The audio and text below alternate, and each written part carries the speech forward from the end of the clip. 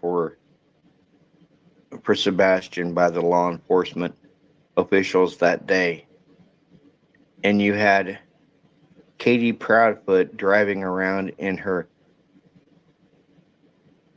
powder blue SUV. The original house and set up a new plan up there. Correction, baby blue SUV. Yeah, boy, that's what we're doing now, sir. Thank you. 63 Central Clear, false call. All you as a neighbor advised that he's found the child under his son's car, which is across the street, 2 doors up. So be sure and search under cars and under things. Go ahead. Who do you want to go with this other canine search and rescue? Temple. There's Buchanan. HFG down here at the end of the road. I'm going to direct him to the phone. 12. Go ahead. I just talked to the GC, the construction back here. He's going to start getting the word out to all his crews that are out here working. Temple, thank you. He's going to have them check all their current under construction sites that they're working on and then report back. Temple is associated with 1008 staff report. Supposed to be coming back to 1008 staff report so we can get a game plan and reconvene. Hey, Target, can you put a drone right over top of this trash can, this dumpster, see if there's anything in it? 12. All the buildings up here are clear. And we'll come back to 1008. We're going to put people in groups. Send up. Timber. 16 Central. In service with East West. 12 Central. 16 will be Patrol Supervisor. I'll be Team Commander at 1008. It's kind of sad to think, guys, that it's been 5 months and there is still no sign of Sebastian anywhere. It makes you wonder if he is still among the living. It's just so sad.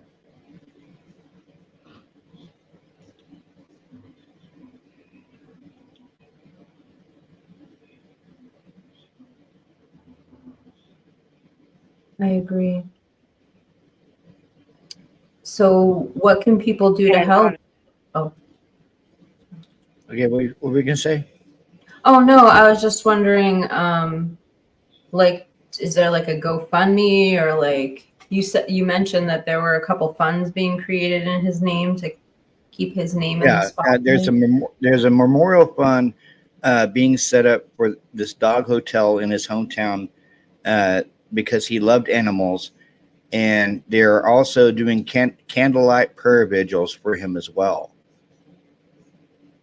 And I'm hoping and I'm praying that Sebastian is still alive.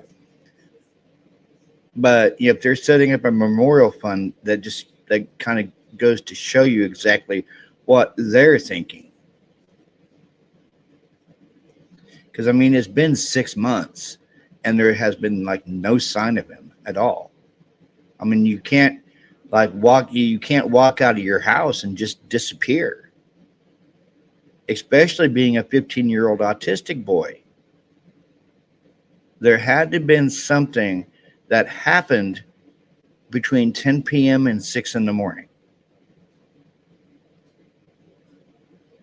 Because why else would the Proudfoots, they're not cleared as suspects, but they've been going on vacations and they bought his and her motorcycles.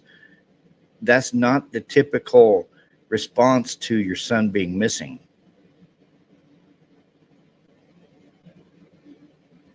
You would be out there with Seth looking for your child.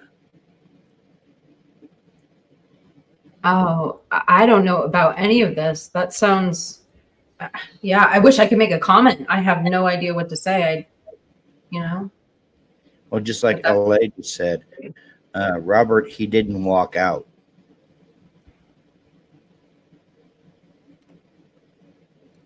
And then she said, the interviews they have done are weird.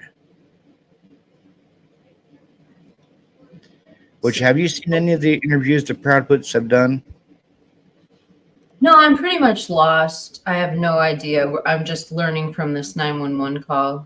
I know very little about this case except another time you talked about it to me. So I'm just kind of learning right now. But what about them, Robert? What were your thoughts? I didn't mean to like. Well, I mean, if Seth and Katie and Chris are not cleared as suspects, I know Seth wouldn't do anything like that because Seth loves his son, and he's been fighting to get his son back. I know when Katie and Chris lived in California, Sebastian was molested by the teenage son of one of their friends. And instead of being supportive of him over that, they ridiculed him.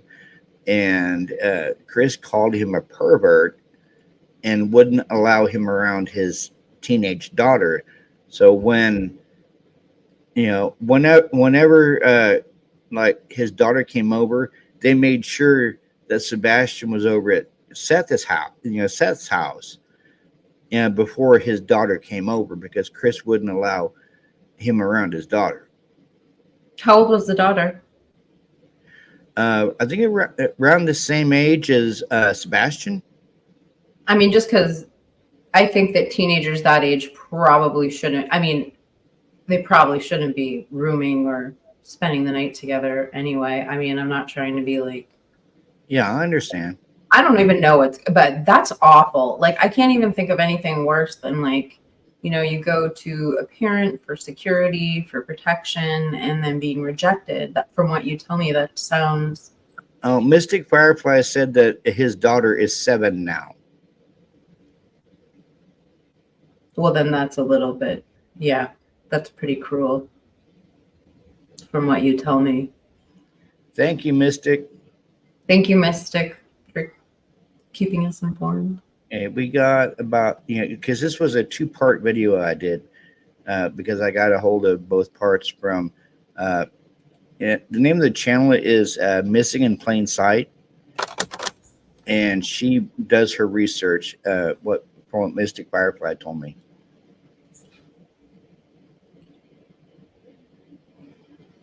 First time buying crypto? It's like your first visit to a taco truck. So you start with un poquito, a taster. If you like this, we can mix things up.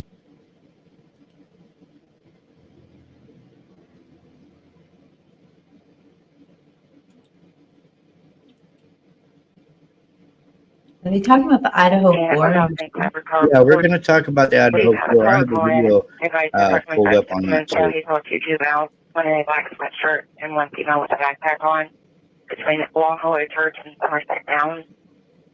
The male was wearing a black hoodie. Direction of travel was towards Gallatin. Color states that the additional juvenile shorter than the male with long hair wearing a brown backpack. 16 stuff. 26 on homeland area there. Don't check it. 4 to 12. I got to check it out, but one of our UMA guys rode through there just a bit earlier before it. Not sure it was them, but this one in a black hoodie had long hair. 4 to come in. Go ahead, 4, Captain. I'll be out with those juveniles. Give me a description again. 188. Van 184 is going to send you a picture. 10-4. The 184. I'll be in the area. Go ahead and send that to me as well. It's 23 to 188. Central. Okay. You send a code red for 1008 Stafford. Code red was sent out at 0745 this morning. 2-4. We will send that in good. Can we retry that, please? 6-3 Central Deal 1-6.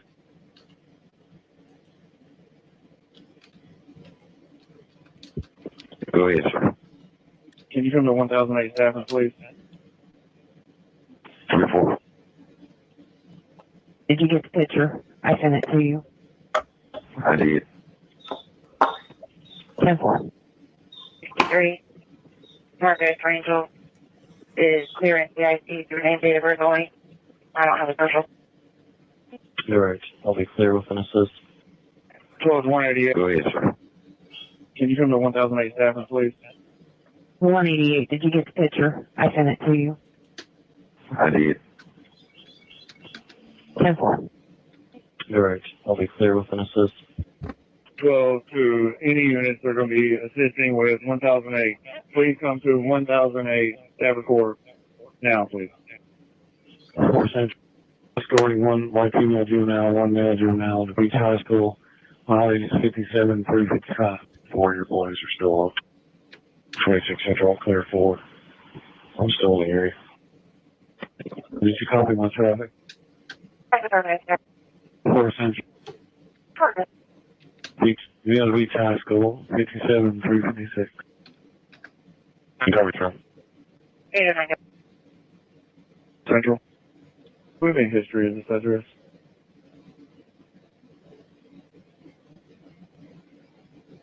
Beginning of Kelly Lane 1000. We're going to work our way north of Kelly Lane. Take one side of the road, we'll take the other since y'all started there. That's fine. I'll get these two houses right here, and we'll take the right side. The white Ford truck, that's the Hendersonville officer's house that's with me. On the court? No, that house hasn't been checked. The next house up from it, you'll see the white Ford in the driveway. Oh, Okay. we log a neighborhood Facebook page. Post was made 1023. Check. No motion on camera. I'll be clear in 1.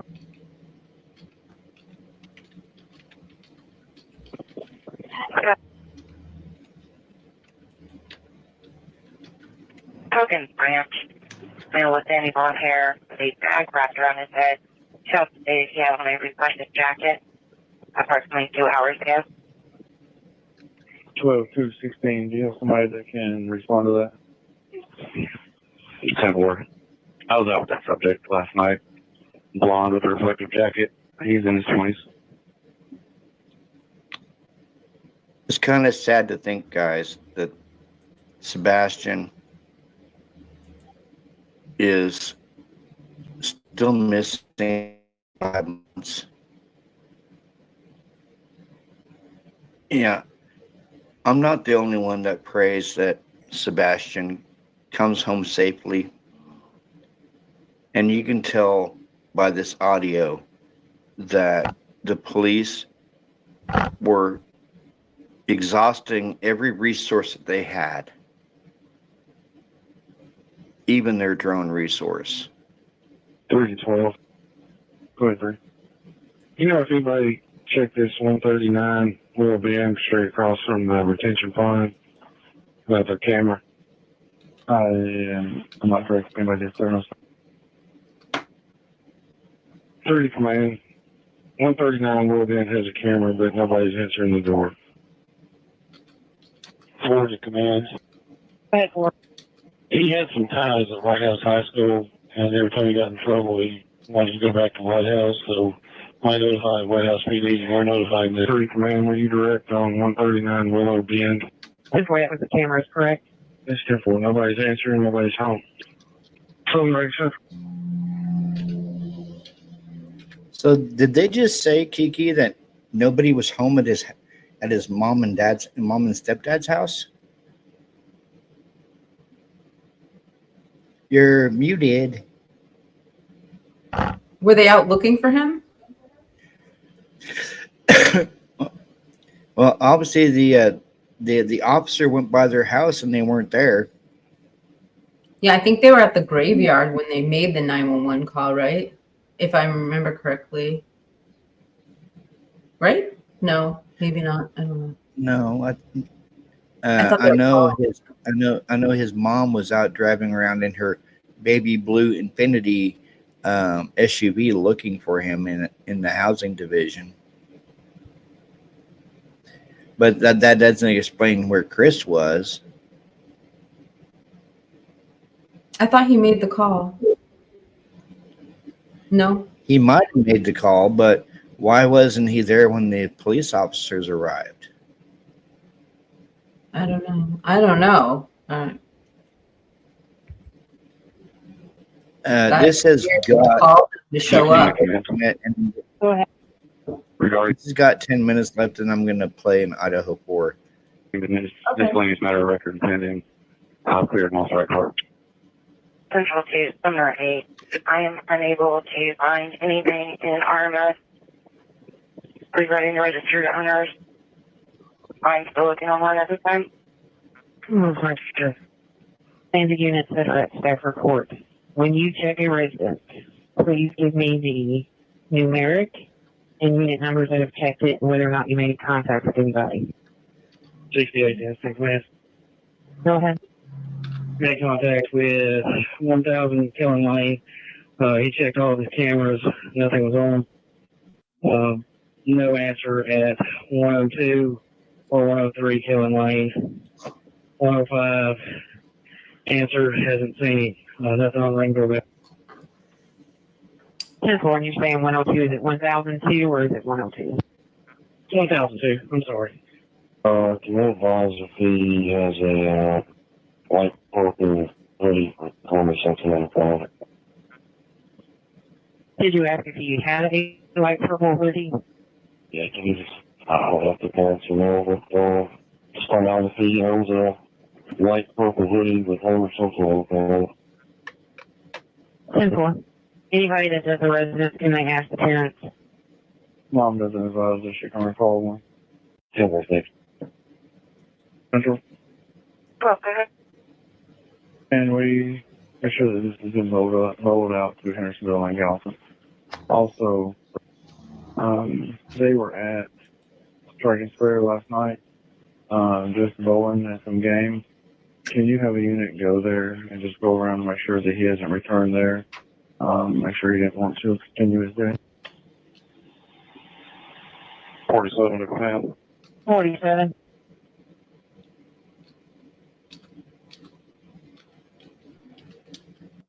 '68 and Hendersonville 517. I mean, What is traffic? 517 Hendersonville is with me. 1006 no contact. 1008 made contact. Haven't seen anything. 1010 contact. They hadn't seen anything either. Nothing on Ring Doorbell.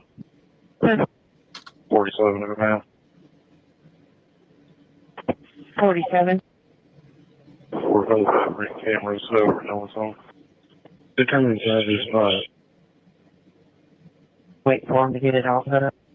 Command the units on Stafford. I'm going to the command bus. If you say anything, I'll be out of pocket for just a few seconds. 63 Central.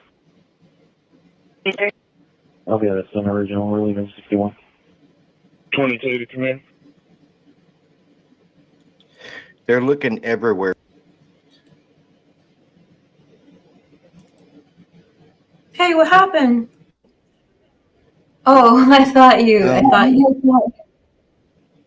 I was having problems with the video. Was that you or the video that said they're looking everywhere? That was me. So, I mean, have they done the normal, everything you would think of, like looking in bodies of water and search parties combing? Yeah. They looked in 2 bodies of water at the construction site. They even had drones up in the air. That's where the mannequin came in at, because they thought they saw someone standing there, back there by a second body of water, and when they got back there, it was a mannequin. Like, just somebody out in the elements? Like somebody just put a mannequin outside? Where was the mannequin? Like, where was it posed? It was behind one of the It was behind the first the first pond, and there was another pond behind the construction site, and the mannequin was just kind of positioned there in between both ponds for some reason. What a weird, creepy thing. Yeah. I mean, I have a mannequin, I'm not gonna lie, but to have it outside. Like, I mean, there's reasons to have mannequins, but this. Yeah, there are reasons. It's just kind of weird. And the one that spotted it was the guy operating the drone. Weird. What's the what is the word on the street? Like, what's the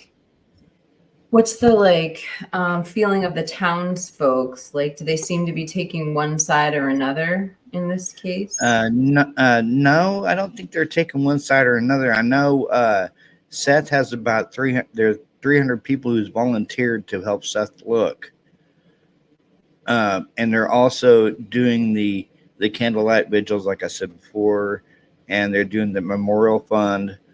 It just makes me think if they're setting up this memorial fund, it just makes me think that that he might not be alive. But which I hope he is alive. I really do. But it's always a bad sign when they set up a memorial fund, just like they did with just like they did in the Heather always says the Tot Mom case, the Casey Anthony case. Kaylee went missing, and 4 months later, they held a memorial service for her because they had pronounced her deceased. Before they found her? Yeah. Yeah, I don't know. I don't know what to say. I don't think you hear about a lot of missing children that have memorial services without something leading to evidence they're gone. I don't know what the standard is, but I don't remember hearing that. And that now that you're saying that about Top Mom, that is terrible. Like, I don't know. I don't want to pass judgment without seeing the whole thing, but is that the service where like they were all questioning her father and like his speech that he gave? I think I know what you're talking about. Or was that the actual funeral after they found the body? I think that was the funeral.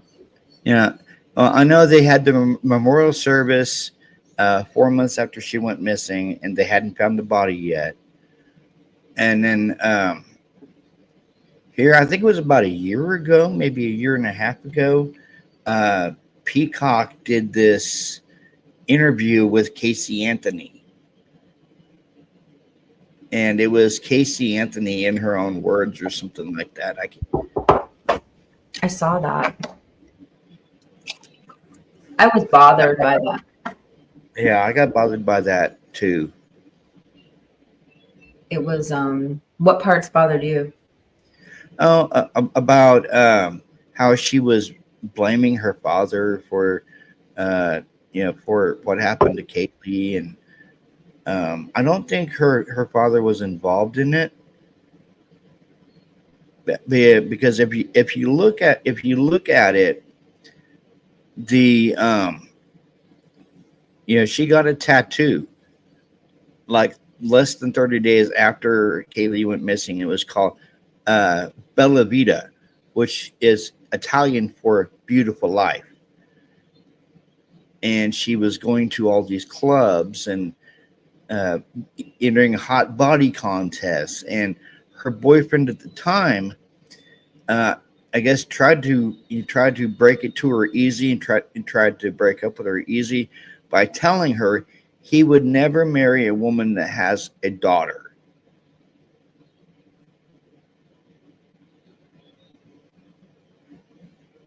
I didn't know that. Yeah. Yeah, because I watched this. Marsha Clark did a special called, was the first 48 hours with Marsha Clark, and she went over the Casey Anthony case, and there was a lot of talk about the utility guy being involved, which he wasn't, even though they did reach out to him for an interview. And he wanted $1 million just to have a 10-minute interview with Marsha Clark. And she declined that interview because she wasn't going to pay somebody just to talk about the case. You know, it's funny you're bringing this up because I actually did a video on Jose Baez relating to the Idaho 4 and Casey Anthony. And basically, it was because at the beginning of this case, what's her name? Oh my gosh, I can't remember her name right now. Christina Randall was saying the defense attorney for Bryan Kohberger, Ann Taylor, was giving her Jose Baez vibes. And I was like, what is she talking about? So I started watching her video on this, and she says that she picked up on like there's like some error of compute or some sort of like defensive style that she found like a parallel to. And I'm going to not speak on it because I made the video like 8 months ago. I feel like I'm going to butcher the concept. But anyway, I don't know. I just thought I'd bring that up. That documentary was really disturbing. So when you say that like Marsha Clark asked for, they wanted money for the interview, I remember them saying that when she got out of prison, when they put her out on bail, she sold like a ton of photographs of her daughter to the media. And that money exceeded, like, I guess the defense would have, it had nothing to do with I don't know if it had anything to do with the actual defense, but that money went into the pockets of her attorneys, apparently. I'm not, and this is all alleged. I don't know. I'm just saying, based on the special, but it's funny that, somebody else was asking for money. It kind of validates that part of the argument. And like, I also think that, wow, there's something to be said about people in positions of power who have like somebody's life in their hands and then just having the state turn them over into their custody. And the power struggle that they documented in that was like atrocious. I'm not saying that, anyway, I'm going to stop talking about this because I'm going to get myself in trouble. Let's talk about that. Yeah, I wish Heather was here to hear this. Yeah. But yeah, just I mean, have you heard about the case yet? Down there in Oklahoma, I believe, Noah Presgrove. That they found his body laying beside the roadside naked. No. Yeah, I heard about it last night because I had tuned into like 5 minutes of Daniel. And he was talking about it, and I was going to start researching that case to see exactly what was going on with it. And I started covering some Rex Huerman, and I posted some of the pictures on my community page of him buying a picture of him buying the burner phone. And some cell tower maps where they had found the bodies, because Rex Huerman, he would unalive the women, and then he would take their cell phones and then use their cell phones to like check their voicemails to see if anybody was missing them or anybody tried to call them, and then he was also using the cell phones to taunt the families of the victims. It's off. Oh, gosh, the psychology behind that. Yeah, he's evil. Yeah, pure evil.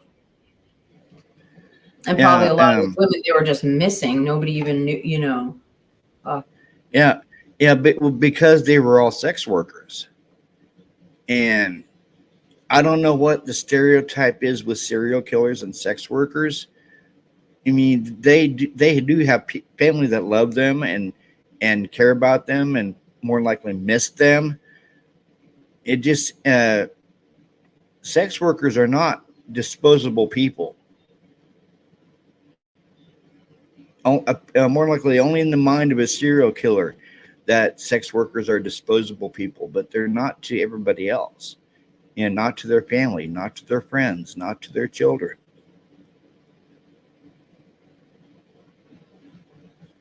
I think it's the thing that like the predator is looking for a woman who will put herself in an isolated situation, completely vulnerable.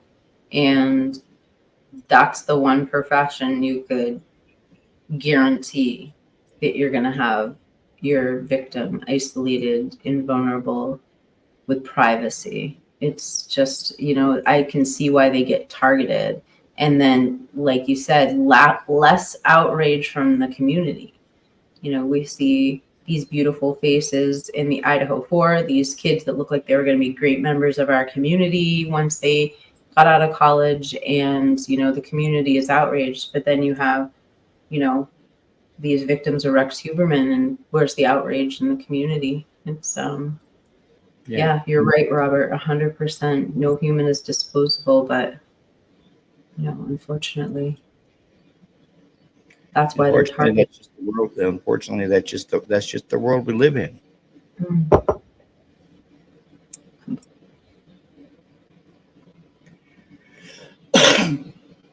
Yeah, that's yeah.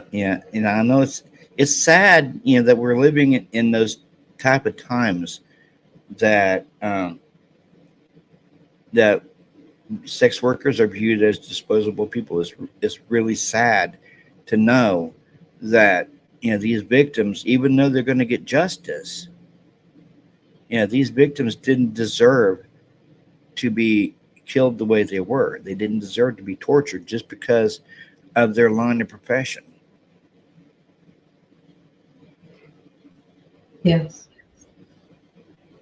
Absolutely, Robert. And I'm glad you're bringing attention to it, and you're, putting the spotlight on the case tonight, so these people aren't forgotten. I mean, well, look at the Idaho4 case. Like you said, there was 4 beautiful, innocent college students that were on their way to becoming very productive members of society, of the community, and just, the way they were killed. I know it's a very grisly and gruesome way to go. Hey, Jeff H. I know it's a gruesome way to go. But, I mean, we're talking this gentleman has been locked up for almost 2 years. And his court case is not until next year. So is that going to be 3 years of him sitting in jail? And then, of course, I believe it was the 29th of this month, we have the change of venue hearing. Even though we know that the prosecution has already put up their motion to deny the change of venue, because they don't want it moved out of Latah, because you're talking about Ada County, which is 300 miles away from Latah, and I know Bill Thompson isn't wanting to travel. That's the only reason why they don't want it moved, is because it would be closer for the judge and the prosecution, and they just don't want to travel. That's the whole reason why they don't want this trial moved, because you could tell in Bill Thompson's motion to deny, he lays it out. Why should we move this trial 300 miles away, incurring the expenses of the prosecution, the judge, the witnesses, and other stuff like that?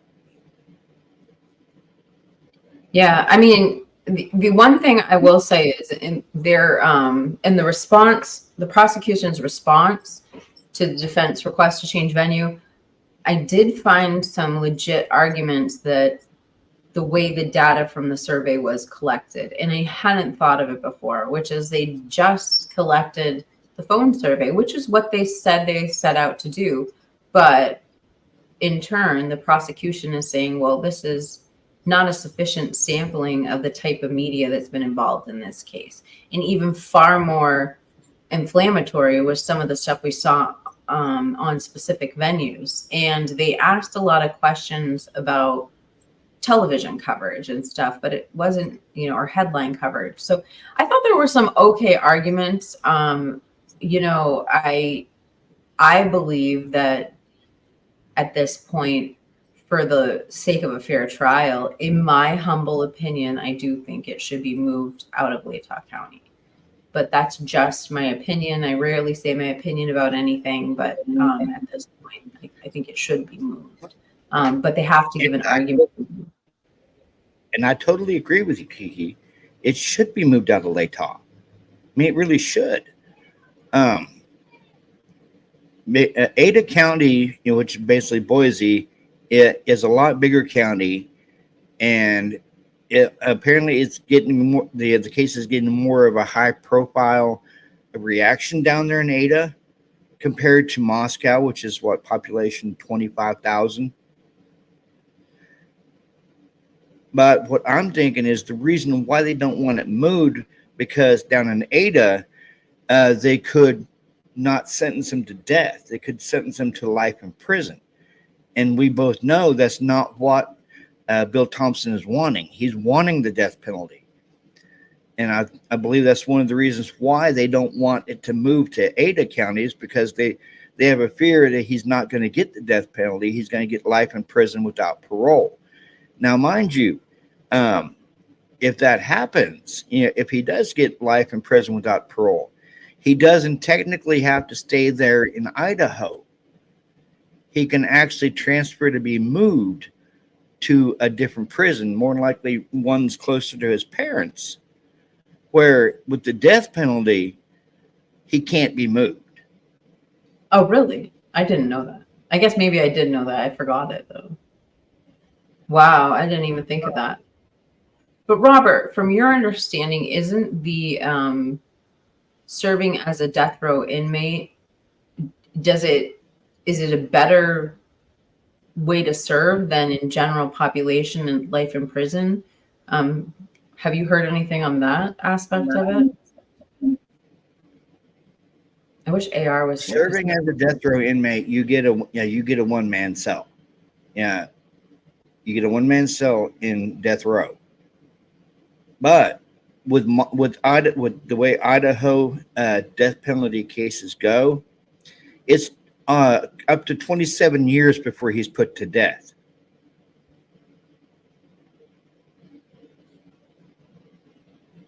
Where if it was life in prison, he could still possibly get a one-man cell, but they would keep him in segregation, not let him out in Gen Pop, because of how high profile this case is.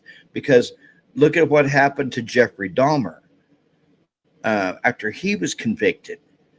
His case was a high profile case at the time, and he was murdered in prison along with his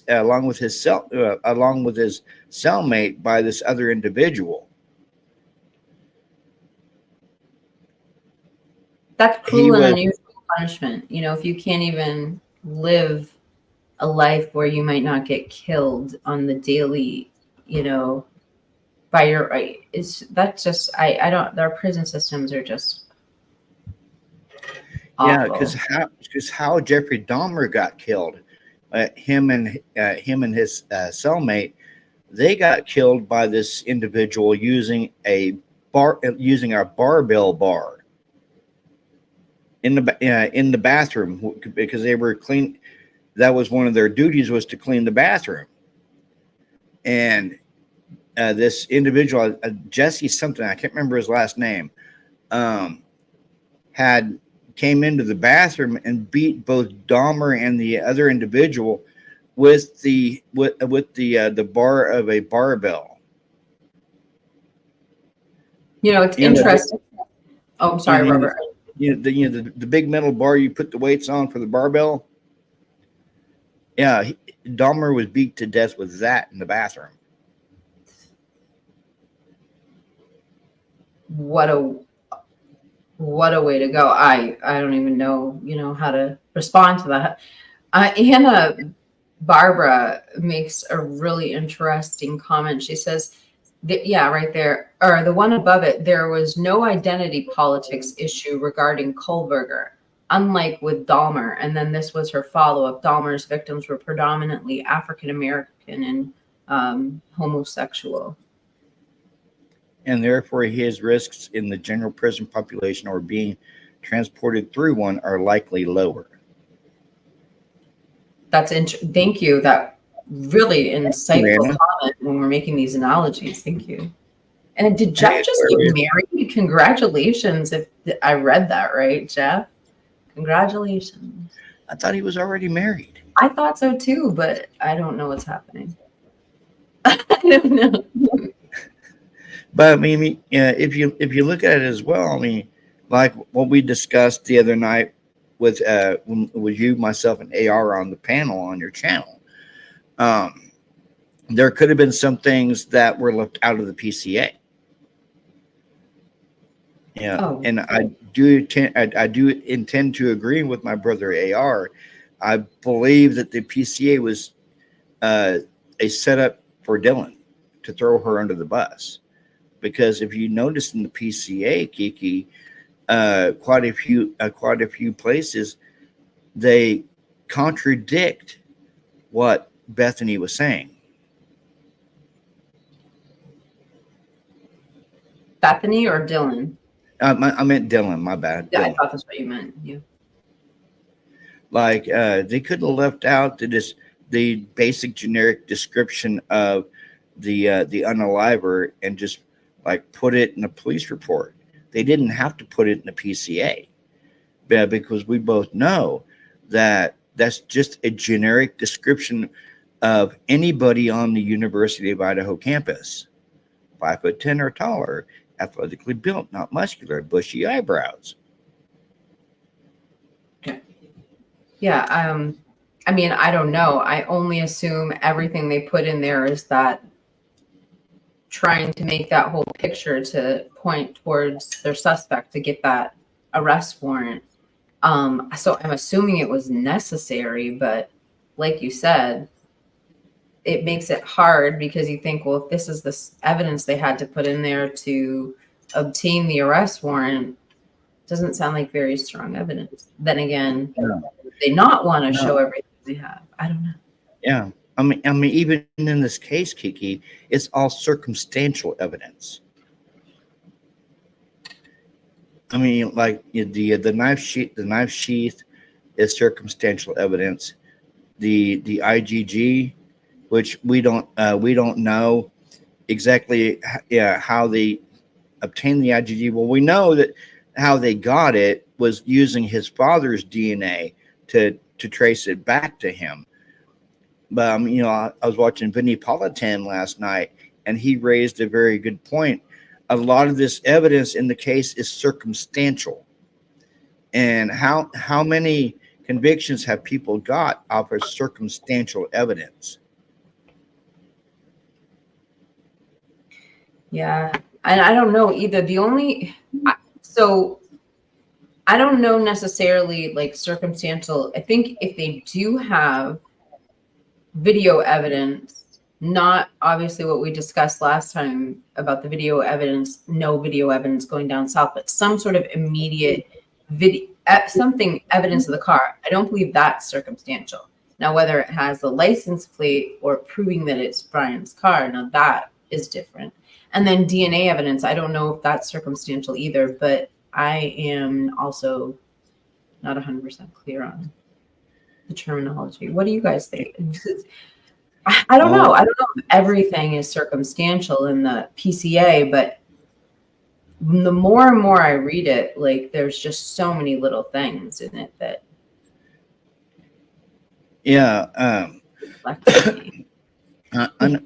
the more and more I read it, I see things that are okay being in it, but at the same time I see things that are not okay being in it, because it feels like that they're trying to contradict what Dylan is saying, or what Dylan is stating. Like she opened her door for the first time, and then she heard nothing, and this was after what she thought she heard was Gonzalez saying something to the effect of, "There's someone here," and that might not have been Kaylee saying that. That could have been Xana saying that, because if you remember, Xana was allegedly awake on her TikTok, and she received a DoorDash order. Well, if she was going to take the DoorDash order into the kitchen, she could see the sliding glass door open. So that would lead her to think that there was somebody there.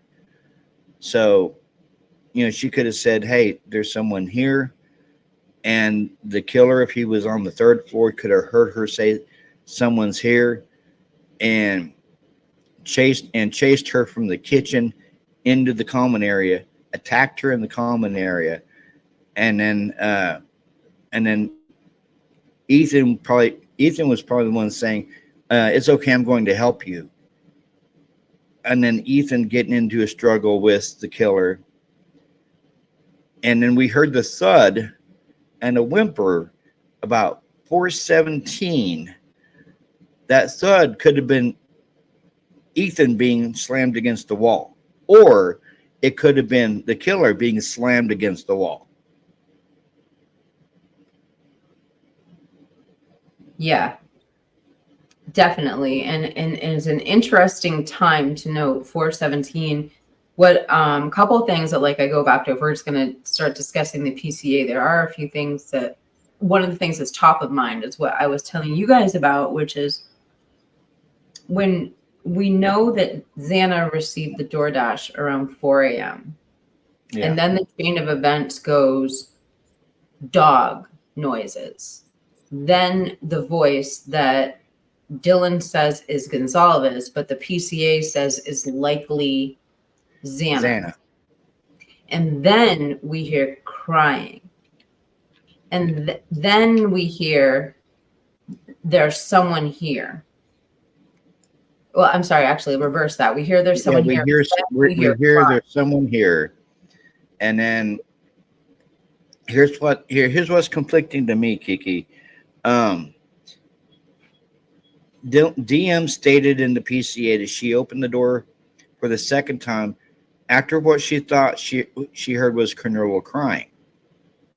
Then a paragraph and a half later, she stated, "I opened the door for the third time after what I thought I heard was Cornelia crying," and then she sees the unaliver walking towards her, towards the back sliding glass door.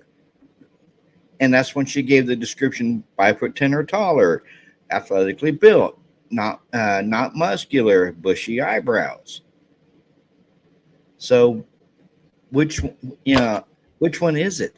Is it you open the door for the second time when you heard Cornelia crying, or you opened the door for the third time after what you thought you heard was the sounds of Cornelia crying?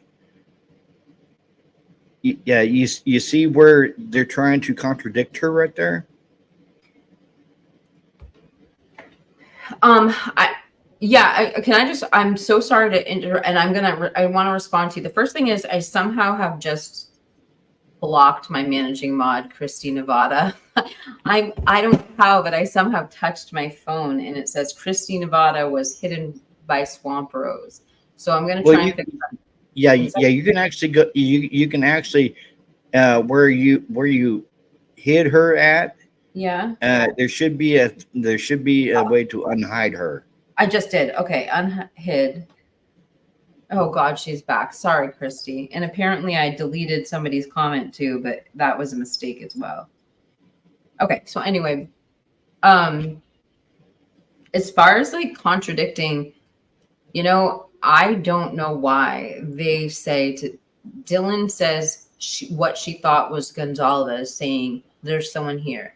I don't know why the police said it's likely Xana. They say by a forensic download of her phone shows that she was on TikTok at that time. My other thought is it wasn't a scream.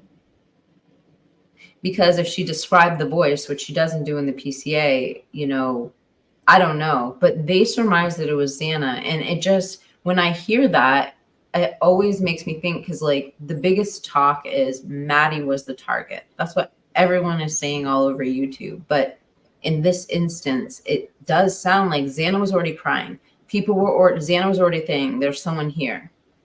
And then the unaliver comes down and says, okay, I'm here to help. Well, if she's already crying, why is she crying? She got DoorDash. She knows there's someone here. There's a dog barking. Like, why is Xana crying unless we're talking about the killer coming back to unaliver? And then another thing about contradictions in the PCA, it's really interesting because I think that's where we all first saw the white Elantra change. Yeah. Isn't it? Like when they wrote in the PCA that they put out a report for Elantras to WSU, it was a different date than what they were saying in the pressers. So, I mean, I have the PCA, I could pull up in front of me, but I want to say it was like the 20, I don't know. I don't want to say off the top of my head, but it is interesting so were they giving a different year out to WSU? You know, what was going on there? I have a lot to say about that right now. Oh, this is on your side, Kiki. What? You're not a mod. What the heck? Okay, well. When you hit her, that stripped her of her mod status. Beth D, I somehow stripped you of your mod status, but I remade you a mod, and I tried to make LA a mod. I don't know if I was successful, but I'm trying, guys. Give me some.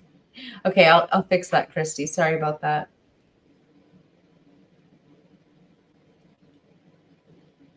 It says you're a managing mod. This is so weird.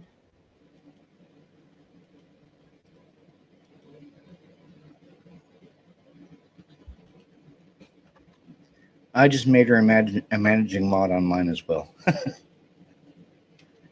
You can't go wrong. Christina Nevada. Tina. Manager. Why is this working? Christy, I don't know what's going on. You guys, please keep the chat classy because none of my mods are here tonight. Jeff is here. Never mind. Okay. I'd like to hear Jeff's insight on what we're talking about tonight. Jeff, come on.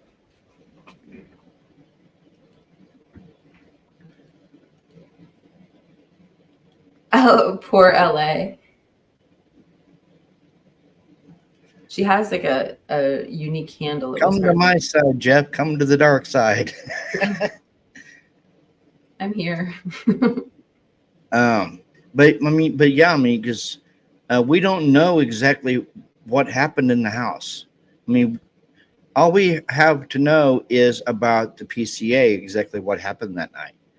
Like, we don't really know what happened in the 8 hours, because I mean, if you look in the PCA, Kiki, it states that she was in a frozen shock phase, but she still managed to lock her door. How can you lock your door if you're in a frozen shock phase? Because somehow she still managed to close her door and lock it. I have a theory about the frozen shock phase. I'm telling you, I've spent way too much time on this PCA recently.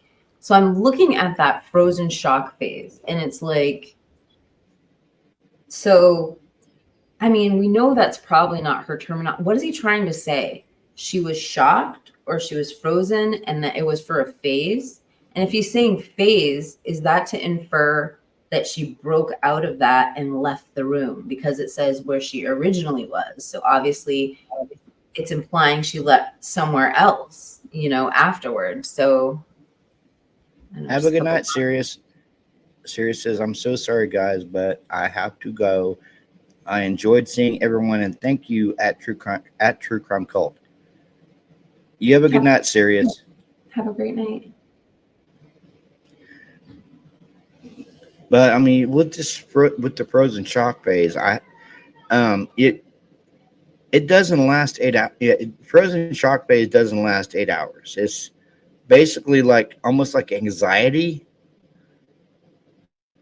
or nerves or something like that. Okay, Well, Exira says legit panic shock amnesia phase. I think for me, it's the word, the operative word is phase, because we look at that PCA and it says the word original. Her room where she originally was.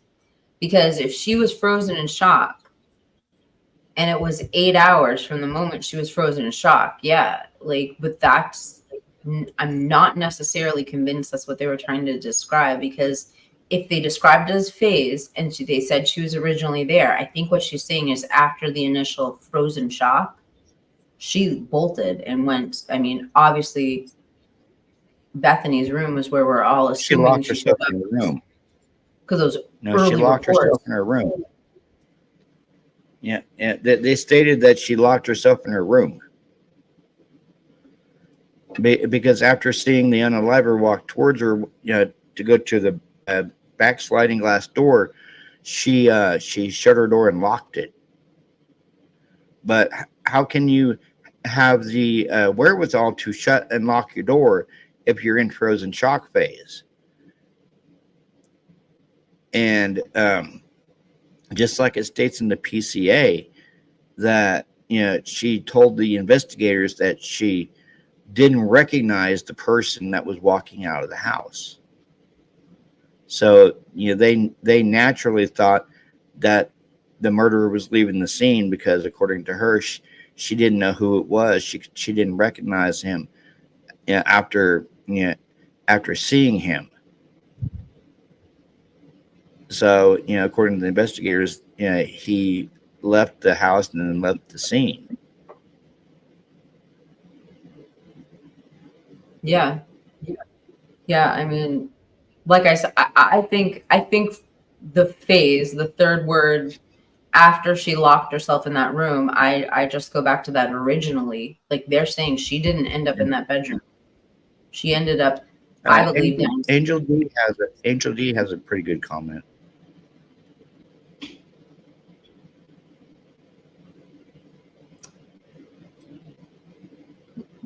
Angel D says, I don't think DM or BF witness statements will match the PCA, in my humble opinion. I mean, well, what do you think, Kiki? Do you think they're going to match? Because, I mean, if you've noticed, Bethany is rarely mentioned in the PCA. The only time she's mentioned is twice, when she gave her account of where Ethan and Xana was at the Sigma Chi party from 9 p.m. to 1:45 a.m. And we've heard conflicting statements on that. Some say it was from 9 p.m. to 1:45. Some say it was 8 p.m. to 9 p.m. And then the second time she's mentioned is the digital download of her and Dylan's phones. The forensic records. That's the only two times she's mentioned in the PCA is those two times. Dylan is mentioned more in the PCA than Bethany is. You want to know why I think that is? Oh, I'm sorry. What do you think that is? I keep cutting you off, Robert. No, please finish your thought. I apologize. I think it's the reason why Dylan is mentioned more than Bethany is because, I mean, if we look at it, Bethany was on the first floor, and the unalivings took place on the second and third floor.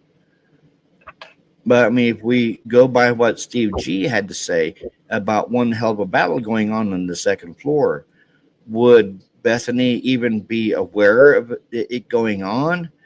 Or did she see somebody run out of the house that night and then jump into a white car and leave?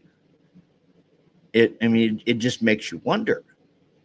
What did she see that night? Or did she see anything at all? Is that why she lawyered up and left the state and went back to Reno, Nevada?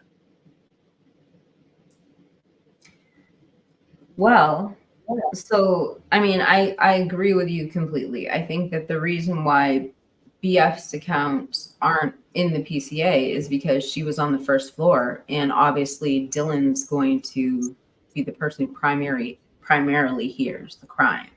She was present in the same room as the crime. But it's interesting what you say, because we've had that whole talk about exculpatory evidence, and really the only thing that we have to base what that could be on is that Mirror article by, allegedly a leak from Richard Batanti saying that Bethany allegedly saw a naked man running by the house. But what's interesting is you picked up on one of the last live streams that we were in, you picked up on this line in the PCA that says video of suspect's video. So we all are trying to figure out what that means. And we're all thinking, okay, well, they have a video and it's a video of a video, but that's not really what it says. And I thought 12 said something interesting one time when he was like, look, we were looking at a tour of the house and he's like, look, if you thought you saw something suspicious, wouldn't you pick up your cell phone and just record out the window? So I wonder, did Bethany record something out the window? I know, just thoughts going through my head. But yes, I think that's why Bethany isn't mentioned in the PCA as much as because she is on the first floor. Couldn't possibly hurt as much. Yeah, and me. Why was she fighting so hard to be interviewed? Her lawyer stated to, I think it was Ann Taylor, that she didn't want no part of the case. She didn't want no part of the house. She doesn't live in Idaho anymore. And she's afraid if she comes back, she's going to be arrested. What is she going to be arrested for? Is it that 8-hour gap? Could it be maybe obstruction of justice because they didn't call the 911 within that 8 hours? Because they called their friends over first. They called members of the sororities and the fraternities over first. Then they had their friends call 911 8 hours after the unalivings. Is she afraid she's going to go to jail for not calling 911? Is that why she don't want to come back? I don't know, but can I ask a question? When you say that she was afraid of being arrested, are you referring to the terminology that was in the paperwork asking for her to come back to the state of Idaho to make a statement to the defense? Yes. Okay, so I don't know if this is true, but I've heard that that's standard terminology that they put in those forms just to let the person know, because under certain circumstances, people would get thrown into jail if they came back, but let them know that their testimony is more important than whatever outstanding warrants they might have in the state. I don't know if it was necessarily specifically pertaining to her. And then I don't know why you would fight it. I honestly don't, Robert. It's such a perplexing question. Why? Yeah, yeah, exactly, Kiki. Why? Why not call 911? What did they do in that 8 hours? But because I found out that Alpha Phi and Pi Beta Phi were on probation because violations of, I guess, not paying attention to their sorority members getting drunk and everything else and using drugs, and so the college put them on probation for a harmful violation, harmful use or something like that. I can't remember what it was, but I know Alpha Phi and Pi Beta Phi were on probation at the time of the unalivings.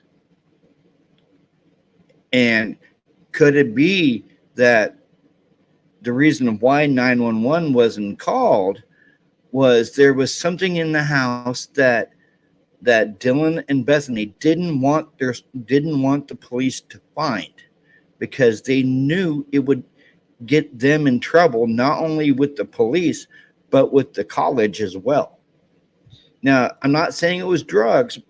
Could it have been maybe paraphernalia that they didn't want the police finding out about it, because they knew, since the sororities were already on probation for similar things, Could they not wanted the college to find out? Because if the college found out, the college would come down on them even harder, since they were already on probation for the same thing. So what do? You call your sorority members over, you call your fraternity members over, you get that specific thing out of the house before you call the police. I mean, you make a really legitimate point, and I think you make a point that every single one of us, where our minds went when we first heard about that 8-hour time delay. And I mean, I think we've all kind of come to the conclusion and surmise that, you know, we are aware that in Greek culture, you call the president of your fraternity or you call legal counsel before you call police. What's interesting is I was reading a presser recently, and I'd have to go back and find exactly what it was. I bet somebody in the chat could back me up on this, though. And it was like talking about how they called campus police, or they called campus emergency first. Has anyone heard any of that? Kind of. Anyway, I probably shouldn't trail off on things I don't know, but I remember reading that recently, and I thought it was interesting because I know that the campus police were there first. It would be interesting if they called the campus police instead of police. Sorry. I mean, we'll never know because of the gag order, Kiki. We'll never know. And this is the first. I believe this is the first case that I've heard of that a gag order has been implemented. And according to what I've heard, both the defense and the prosecution were fine with the gag order being implemented, or the non-dissemination order that came down by Magistrate Judge Marshall. And just like Angel D says here in chat, we'll know if it goes to trial. Now, yeah. I know they're going to be having Dylan as a hostile witness. They are, because I mean, if you look at her, she looks hostile. So and we both know that Ann Taylor is going to pound her for the 8-hour gap. She's going to drill her for the 8-hour gap on why they waited 8 hours to call 911. And I think that's why she's going to be, if she does testify, she's going to be a hostile witness because of that 8-hour gap. And I mean, I'd love to hear Dylan's explanation why they waited 8 hours to call 911.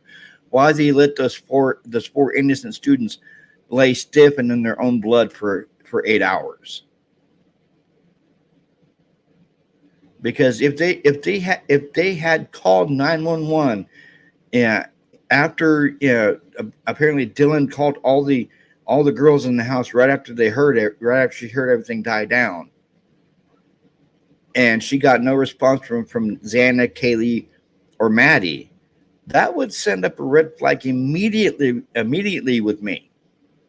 And one of the investigators that went in that day said there was a strong smell of blood. So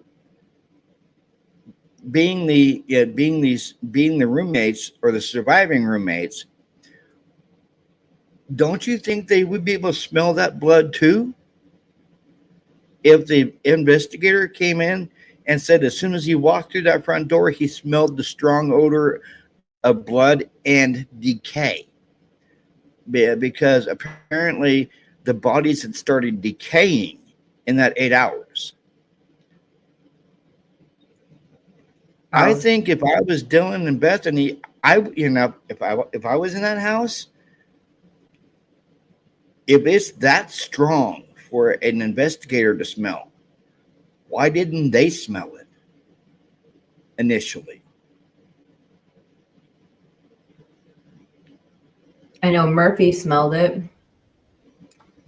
Murphy barked for 20 minutes. Sounds like that from the PCA. I feel like some of the things that I said, Heather has actually given some answers to. So one thing is she defined a hostile witness. Oh, you read my mind. So a hostile witness is a witness that doesn't wish to testify and or testifies to something under duress or against the original side. And if we go up a little, she did say something. So U of I doesn't have actual campus police. They are MPD. It's not like WSU PD or WASU, who are separate from the Pullman PD. And I appreciate you correcting me on that, because I hate giving out bad intel. Like Mary C. at True Crown Cult, that's a great point. Yeah, it is. And here's a comment from Jeff H.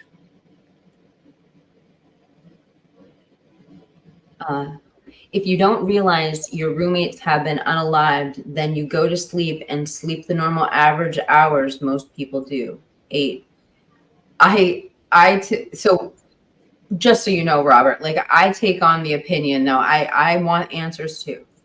I want to hear the explanation as much as everyone else, and I want to fill in these missing gaps. But to me, it's like, as normal humans, when we hear something, I mean, I just don't think our minds we just can't fathom that somebody would actually do that. And I'm not making excuses for anyone. It's not my job to put, excuses in people's mouths. But I do know, like, although I would have thought terrible things happened, and I think I would have reacted differently, I don't know if I would have thought that happened. Yeah, and I totally agree with you right there, Kiki. But if you're hearing crying, and you're hearing someone say there's someone here, and you're hearing someone say it's okay, I'm going to help you, and you say in the PCA that you think it's Gonzalez saying there's someone here, but the Brett Payne is stating it could be Cronulla, because Cronulla was awake on TikTok, and she had the DoorDash. So why contradict what DM was stating in the PCA by, when she said what I thought was Cronulla and not Cronulla, what I thought was Gonzalez saying something to the effect of there's someone here, and then turn around Brett Payne saying it could have been Cronulla. That's my whole problem with the PCA, because it's very, very problematic. I mean, there's some good stuff in there, like you had stated, there's some good stuff in there, but there's some other stuff in there that seems to contradict. 100%. And I'll welcome your opinion on this, Kiki. No, 100%. And the only thing I can think of when it comes to that chain of events, and why I don't know if they necessarily contradict. I used that word the other day too, or they give an alternative, theory to that, is because they're trying to emphasize that Xana was first, or that the second floor was the first crime scene, and that the third floor was second, and that the unaliver came back. And I think I think that that's what they were doing. They were trying to show they had some evidence forensically about what happened in the house. I don't know though. And I hate guessing or putting words into like such a sparse thing. I'm not defending what it's saying. I'm just trying to figure out what the psychology behind that was. Just like you said, first Dylan says it was Gonzalez. The PCS says they think it was Cronulla. So. Yeah, because I mean, if you look at the indictment, Kiki, I mean, we have Steve G telling us there's one hell of a battle going on the second floor, but in the indictment, in the charges, it has Maddie first, then Kaylee, then Xana, then Ethan. So, and then you have the burglary charge as well. But I'm trying to figure out how would they know exactly who was killed first and who was killed second and who was killed third and who was killed last. How would they know that if the roommates found Ethan and Xana first, or the sorority person, Hunter Johnson, I believe it was, because you had Hunter Johnson over there, Hunter Chapin, and Maisie Chapin. So how would they know if Kaylee and Maddie was killed first if they found Xana and Ethan first? And then in PCA it states that they then go up to the second floor and find Kaylee and Maddie.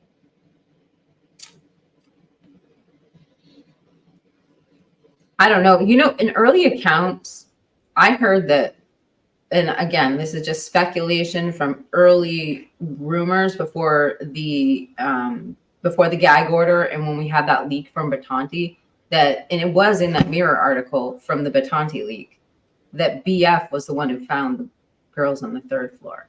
And I don't know the accuracy of that, but I'm just saying one place where it hasn't been redacted, that was said. I don't know.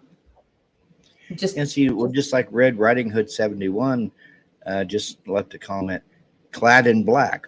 What 21-year-old says clad in black? Yeah, it's not like 21st century language. No, that's I'm not trying to put words in Dylan's mouth. I'm not, and I'm not. I'm not trying to put words in the police officers' mouths.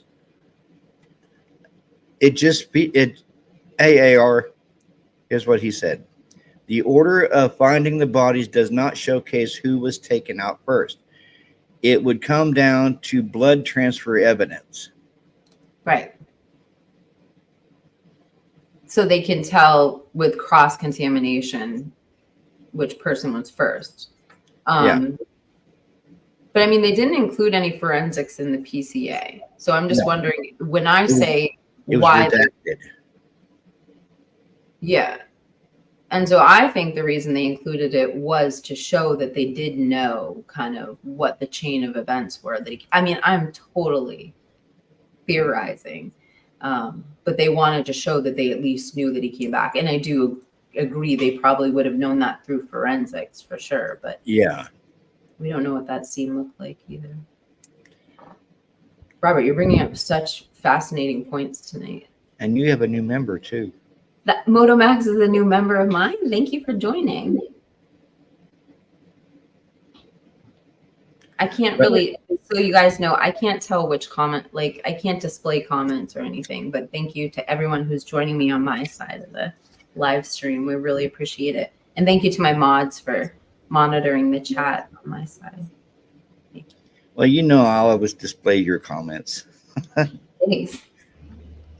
But what are your thoughts on this, Kiki? Which aspect? Oh, here's what AR said. Forensics would not be included in PCA. PCA only will discuss enough to get arrest. An order of lost lives does not prove who committed the crime. That's a good comment, AR. Thank you. No, that's really insightful. I wonder why they included it then. But what a confusing thing. Almost as confusing as video of a suspect video. Yeah, video of a suspect video. Like, what the heck does that mean?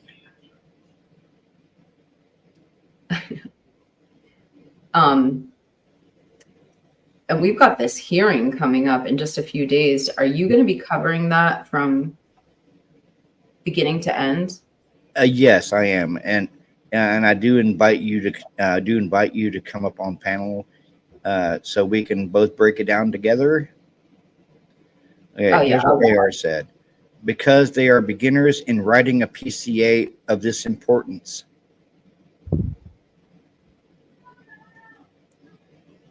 And I agree with him.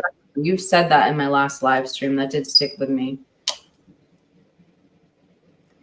Twiz says the PCA is literally written to tell a story and to get the judge to justify arresting him. Exactly, Twiz. Because if you noticed, Kiki, they didn't get the buccal swab until after they arrested him. Yeah. So they used, now, I don't know. Maybe AR can inform me on this.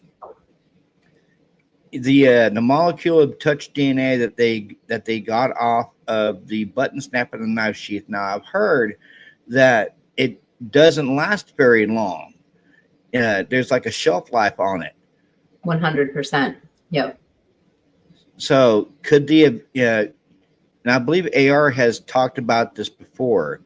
They could have engineered a strand of his DNA from that touch DNA molecule, and then got his father's DNA from Pennsylvania, and then just cross-referenced his father's DNA with the engineered DNA.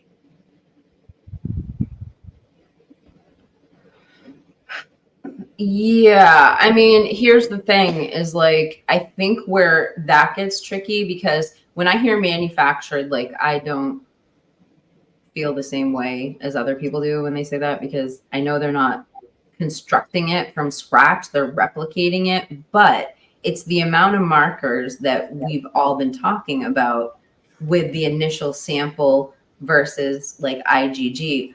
What if, so I was reading, hold on, I'm going to turn my camera off. I'm going to read you guys something. Okay. Here's a comment from AR. Name one big crime Payne has ever investigated, much less written the biggest documents for the case. Now, if we remember from that one hearing, Payne did state he lets people smarter than him do his paperwork. Can you imagine, like, that probably should have thought that statement out a little bit before saying it on the stand in the largest case, most covered case in the entire world. Yeah, that was hard to hear. I was laughing my ass off. Well, go ahead. What were you wanting to read, Kiki?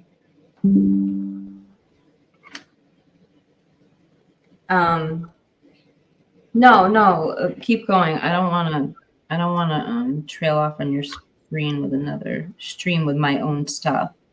But I don't know. Twiz was talking to me the other night about Bicca Barlow's statement, and I was trying to pull it up.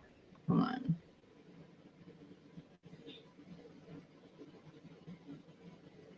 All right. Do you want me to read this from Bicca Barlow's statement? This is page 9. And it says, in its motion, the government mistakes the statistical rarity of the comparison to the DNA from the sheath at page 6. The SDR profile is at least 5.37 octillion times more likely to be seen if the defendant is the source than if it is unrelated to the individual randomly selected from the general population of its source. The reported statistic for this comparison is a likelihood ratio similar to an RMP, which compares two competing hypotheses. The government's statement is extremely misleading and is essentially the prosecution's fallacy. The fallacy is to say that the probability is also probability that the DNA at the crime scene came from someone other than the defendant. It does not say the odds that are the suspect contributed the evidence are 1,000 to 1.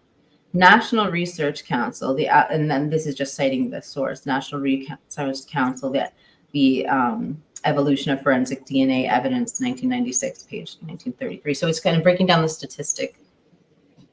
And so, yes, statistically, if it's a match, but it's like a 1 in 1,000 match that it goes by the amount of markers that they matched up, and they didn't make a complete match on the markers. You need a certain amount, which is like over 100, and I think we only had like 19. So, I mean, although I'm not a DNA expert and I'm excited to know exactly what we're talking about when the case starts. Like, that's very disturbing. So, Yeah, I was watching a video the other night, and it was about the IgG and the DNA, and they were talking to um, Gabrielle Vargas Mhm. when she was on the stand testifying one of the hearings, and this was a couple of days before the FBI paid her a visit, and she had stated that with the IgG, when it comes to the DNA, um, you can actually, if a person opts out of the police CODIS, like say you get a DNA of somebody, and then you go to the family member and you match it, and that person that you got the match from isn't the match for the other person already in the profiler, and they're opted out of being a suspect. The DNA genealogist still has access to that person's profile, even though they have opted out of the case. Now, when I heard that, first thing I thought was, "Wow, that's crazy." That Mm. somebody can still you can still have access to somebody's IgG profile, but they're not the actual person that they're not related to the actual person that did it. Yeah, I'm not saying that Brian did it. I'm not saying Brian didn't do it, but this is a what if scenario, okay, Kiki? What if they manipulated his DNA because the college needed a patsy?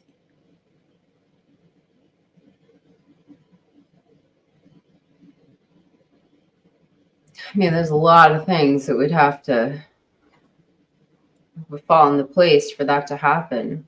Yeah, But because I mean, because if you look at it, Kiki, really, I mean, if you really look at the case, everyone involved in the case, and Taylor, the judge, the prosecutor, the coroner. The judge is married to a tenured professor at the U of I. The prosecutor is a alumni of the U of I. So is Ann Taylor. So is the coroner. And the coroner is even a professor of law at the university.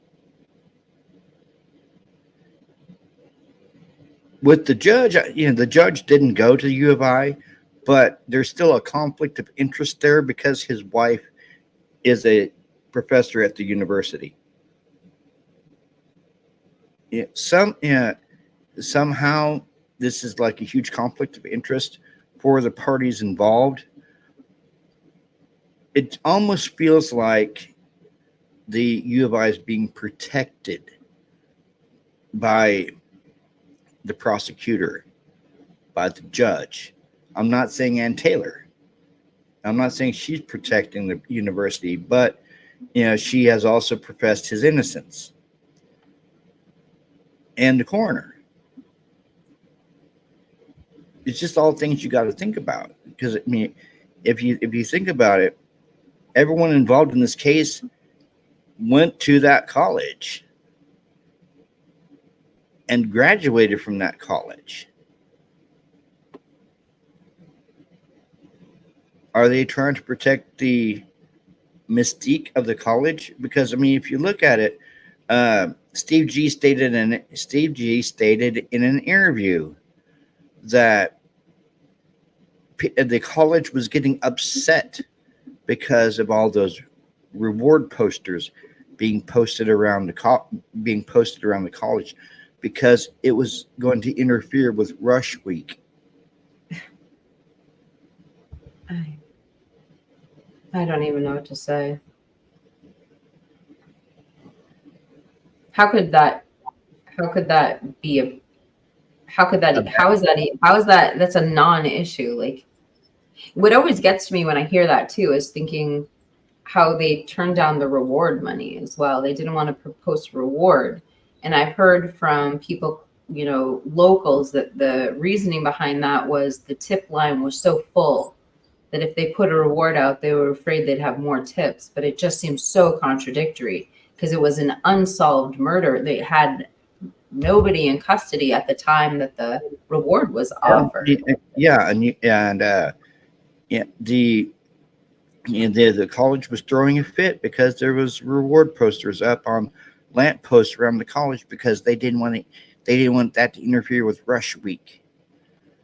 And if you look at the U of I, the shelter in place, why in the hell was it lifted 3 hours later? The shelter in place came out at 4:07 p.m. on that day. 3 hours later, it was lifted. And then you had WSU, who had came out with almost the same thing, but it wasn't a shelter in place. All it said was, and I can pull it up because I have it. But all it stated was something about an investigation going on at the U of I, and please stay away from the area. But we don't think that anybody at the WSU campus is in harm, even though they didn't have the killer at the time. Here, I'll pull it up so you can see it.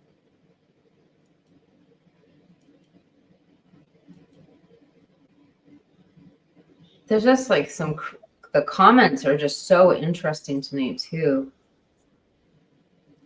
You're right there.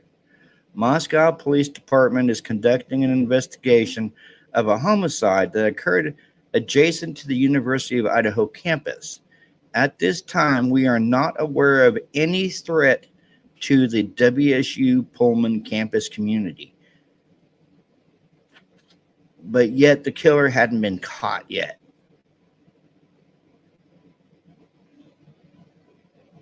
WSU was like so separating themselves from the first minute.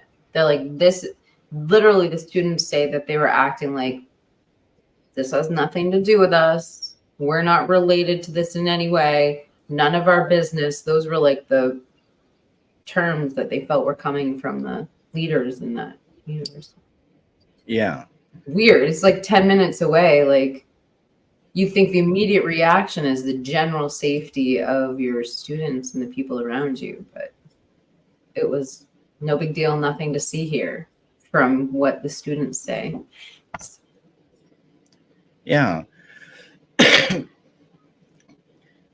Because why Kiki, why put a shelter in place if you're just going to lift it 3 hours later? Why put it in place? Why the big hullabaloo to put a shelter in place in effect if you're going to lift it 3 hours later? That makes no sense. And why would you even lift it? Like, what is the reasoning behind lifting it? Can anyone ever answer that for us? What was the reason they lifted it? Like, why? I'm 2 years later. I am still asking myself that question. Right. Why lift it? I mean, just like it says right here in the original shelter in place.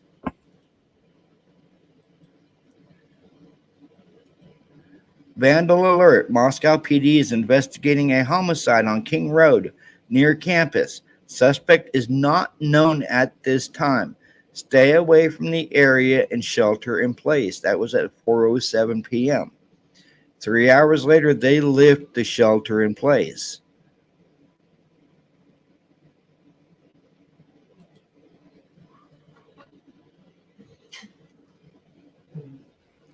Red Riding Hood said, does anyone know if that memorial garden for the students is open where the house is? I thought I heard that recently. They are not building a memorial garden there. Scott Green wants to build student housing there, low income student housing.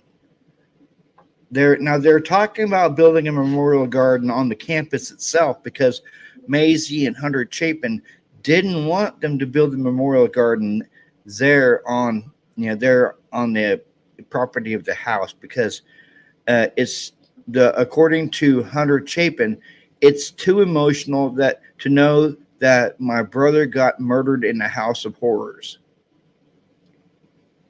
So they were requesting that the college build it there on the campus itself. Scott Green was supposed to be getting involved with the architecture class because he wanted to build low-income student apartments there on the site of the 1122 King Road. And he's talking about bringing another sorority or fraternity in. He wants at least 5 sororities and fraternities there. Right now they have 4. Yeah, right now they have 4. And the day of the unalivings, Scott Green wasn't at Sigma Chi. He was at Kappa Lambda fraternity house the day of the unalivings. I heard he was. Yeah. Because he is a Kappa Lambda alumni.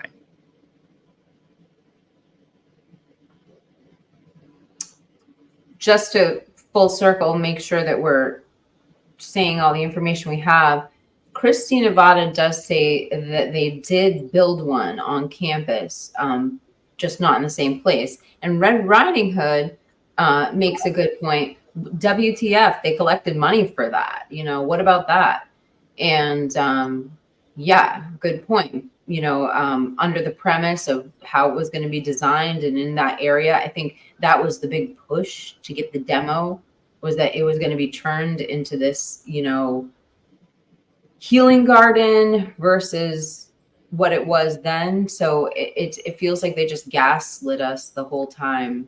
And there was never any intention of using that property for healing garden. It was one of the gas lights that they gave us. Big Mikey just said it's the school's property now. They're building apartments and not memorial, I bet.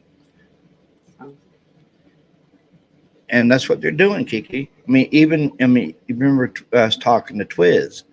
Twiz said that they have an apartment complex slotted for that entire block. That entire area. Yeah, everyone in the chat seems to be infuriated. Damn, that makes me angry. There's just a lot of different things. Oh, thank you, Too Fast Too Fleas. She gifted 5 Swamp Road memberships. Thank you, Too Fast. I appreciate that. But yeah, this entire thing, yeah, them tearing down the house, which a couple of the families didn't want them to tear down the house, because that was a crime scene. The jury could have walked through it after they cleaned it up. So now the only thing the jury is going to be able to view the house is still photos and 3D rendering on Oculus glasses. Yeah. They're not going to be able to hear the creaks or the sounds of the house, or exactly when Dylan heard someone say there's someone here, they're not going to be able to see where it came from. If it came from the 3rd floor or the 2nd floor, they're not going to be able to hear the thud on the wall that the 1112 camera picked up. They tore that house down, according to the university, Kiki. According to the university, they did it to start the healing process.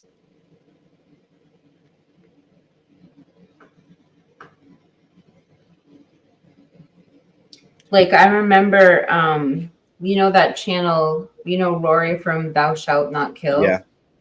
So he did a walkthrough of the houses. When I first started covering this case, I watched his tour where he walked all the way around the house and then kind of the back side of the house, going up towards Linda Lane, those stairs that go up towards Linda Lane.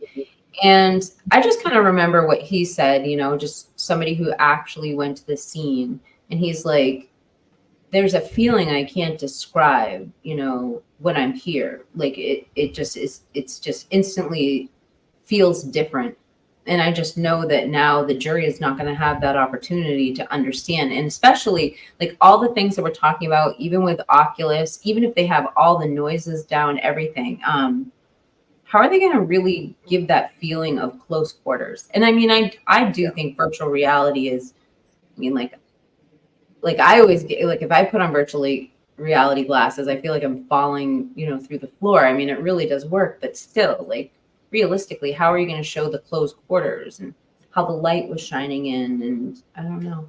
Yeah, Criminal Confidential just said the money collected for Memorial Garden was for the memorial on campus, not King Road. It's on the U of I website. And of course, we have Red Riding Hood. Yeah, but didn't they design the garden and say that it was going to, and you would know, Jen, I know you have a ton of research on it, but didn't they initially show us pictures of that garden that it was going to be there, or were they always planning on having the garden?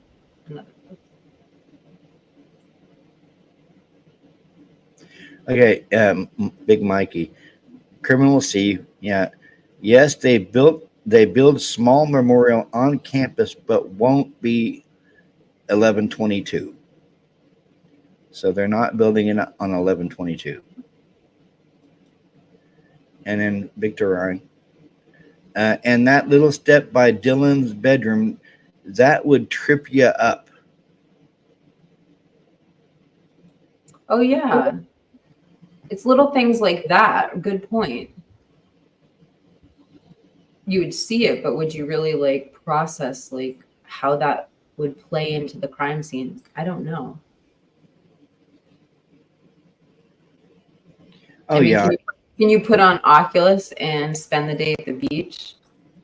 Would you be able to explain? What I saw from this new called MetaQuest, you can actually set in a like if you have like a long way to the driver's license office, the DMV, you can put these MetaQuest the goggles on, and you can sit there and watch movies while you're waiting to be called up at the DMV. That's a good development at the DMV, right? Yeah. So when you were talking about the thud being picked up and you and AR going back and forth about it could have been the killer being thrown against the wall, it could have been Ethan. I think it's a joke, but it could have been somebody tripping on that step going up to, you know. Yeah, but it was picked up in Xana's bedroom, 50 feet from the 1112 King Road camera, the light bulb camera, which we haven't seen again. It was picked up in Xana's room, though. That thud and whimper was picked up in Xana's room by that light bulb cam. Have a good night, Criminal Confidential. Yeah, thank you for stopping by, Jen. It was so good to see you. See, just like Victor just said, Stacy Chapin seems too chill.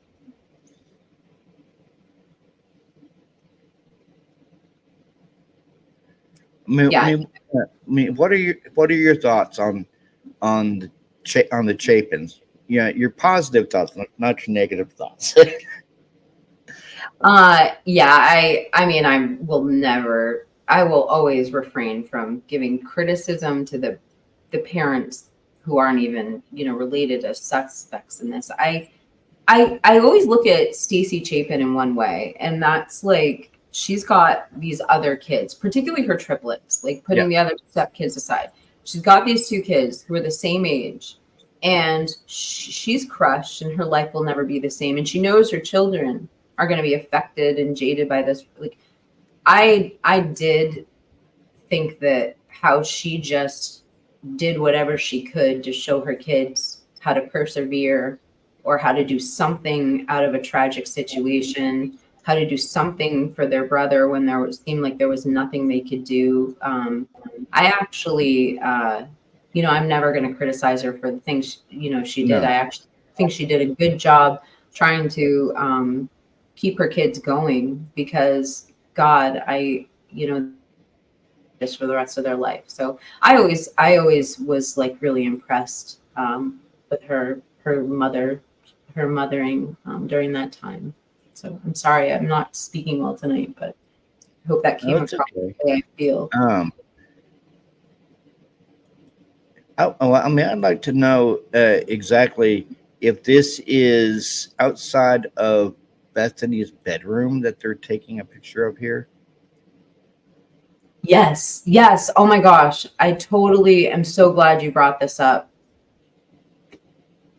And can you see, like, in the corner there, that piece of red tape? That looks like a fingerprint marker, doesn't it? Either a fingerprint marker or an evidence marker. Right. So remember video of a suspect video? This is where Bethany, when we make that theory, this is where her phone would have been out the window. Yeah. And could the suspect have turned around? I mean, why are they documenting this window that had nothing to do with the crime? Did he see her? Did he try to go back in? Did he try to get in initially through that window because it's ground level and easy to break into? Yeah. Did she maybe initially hear somebody trying to get in, and that's what her testimony is? Yeah. Oh, Heather says it's a seal, so I don't know. What is it? See, just like this one. I think this is outside Bethany's too. Just to make sure nobody opens the window. Is that Bethany's or is that the spare room? I think it's the spare room, possibly. Val says, oh. Go ahead. Sorry. No, I was going to say, Val says, I always thought the house was wired for audio and video. I've heard somebody else pose that theory too, and they actually brought up pictures during demolition and showed what they thought was, and again, I'm not trying to spread theories and speculation, but they actually brought up what they thought was the hardwiring inside the house. So it's an interesting theory. Not out of the realm of possibilities. Oh, this video is just chills me. Well, this is a still photo.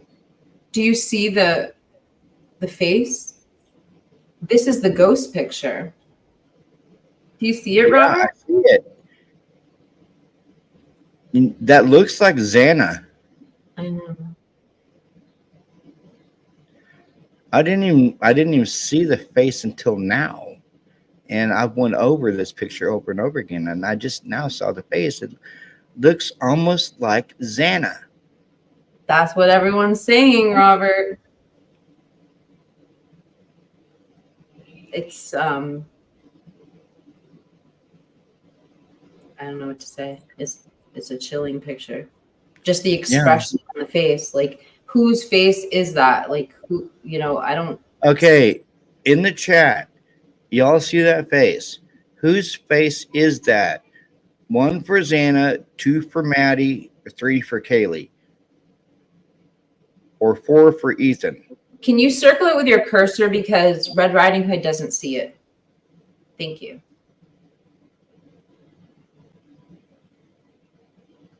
Yeah, I think I can actually magnify it too. Oh yeah, zoom in on it.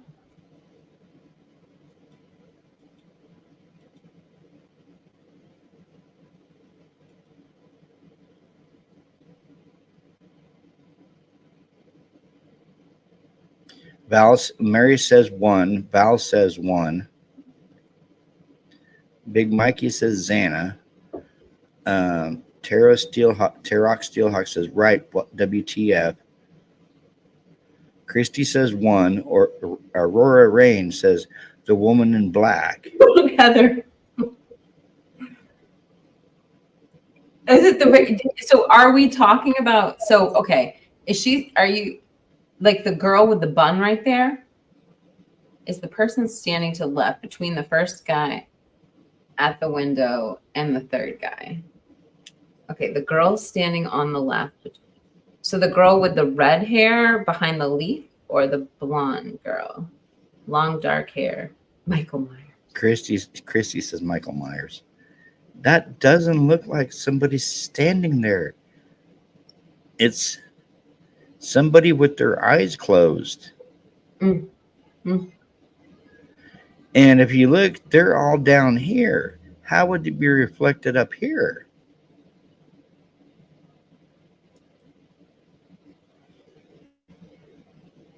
Maybe it's that girl with the shaved head, the shaved back of her head, but it just seems like a different face. Yeah, Just- it does. Just Heather says the chick in front of the guy with the hat. oh, that girl. It could Mary be. C says, but that's the only reflection. It doesn't look like a reflection. Thank you, Mary. That's a good point. Hold on. 6 people standing there. 1, 2, 3, 4, 5. Yeah, because there's like that one girl that's in between the 2 guys you don't quite see.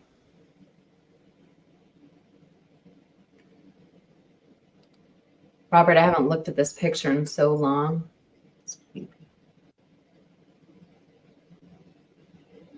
That's Kane B. Hi, Kane.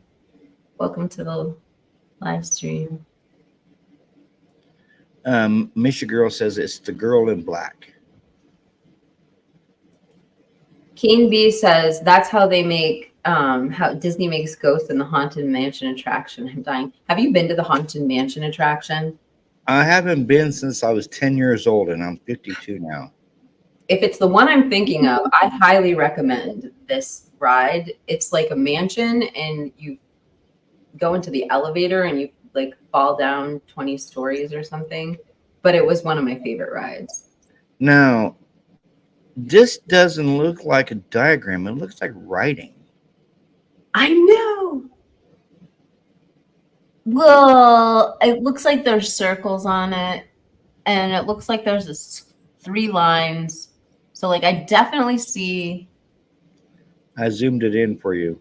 Oh, that's good. I'm trying to see. I was looking at this once, and I definitely saw initials. I don't know where it is.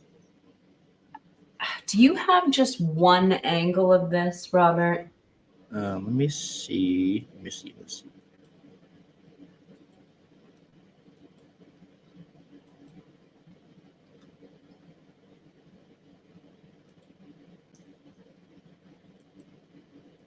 Okay. Good angle, by the way.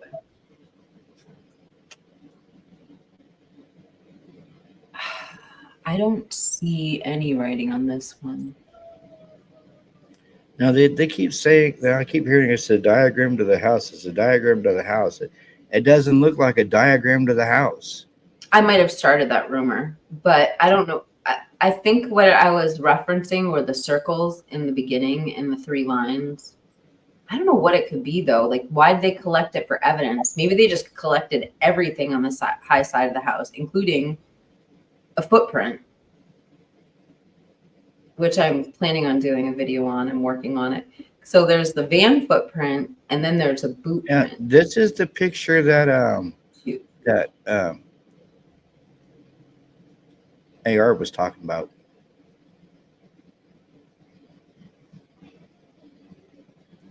They're tearing that kitchen apart.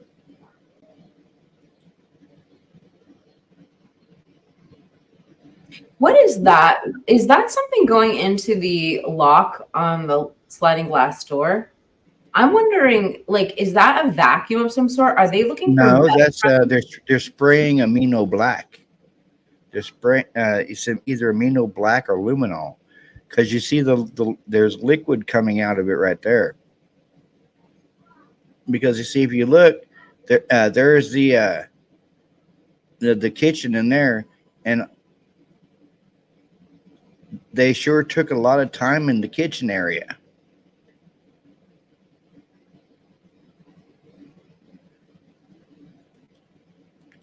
Tarok Steelhawk says, first image was better. I could see the house diagram, I think. Yeah, can we go back to that? I'd like to take another look too. Yeah, we can go back to that. All right.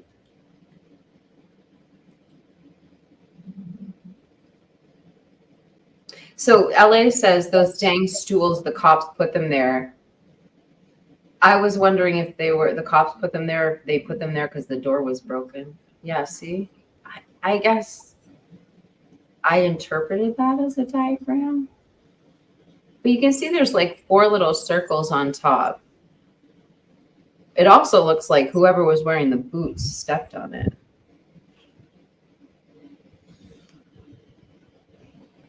Wait, From what it looks like, there is writing on it.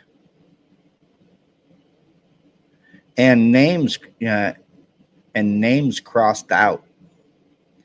There's like 3 lines right here where names are crossed out.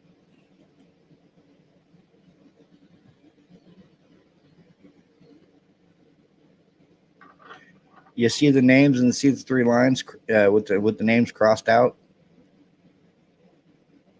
I mean, I don't necessarily know if I see the right. You know what? It does kind of look like names crossed out. You're right. I mean, if they were written really small. Underneath his hands, it does look like there's a B and a D, like right under his last finger, like where he's holding on to that. Do you see what I mean? Yeah, I see what you mean. I do see a D and I do see a B. Kane It's right B. there. Yeah, it's right. It's right there. There's B and then there's D. Mm-hmm. And Kane says that he sees what you see as well with the crossed out names. And then what's down under his hand? Is that a circle or is that another letter? Is that a B? D? I mean, right here. Mm-hmm. It looks just like somebody drew a tiny picture of a person. Like there's hair and then there's like the face right there.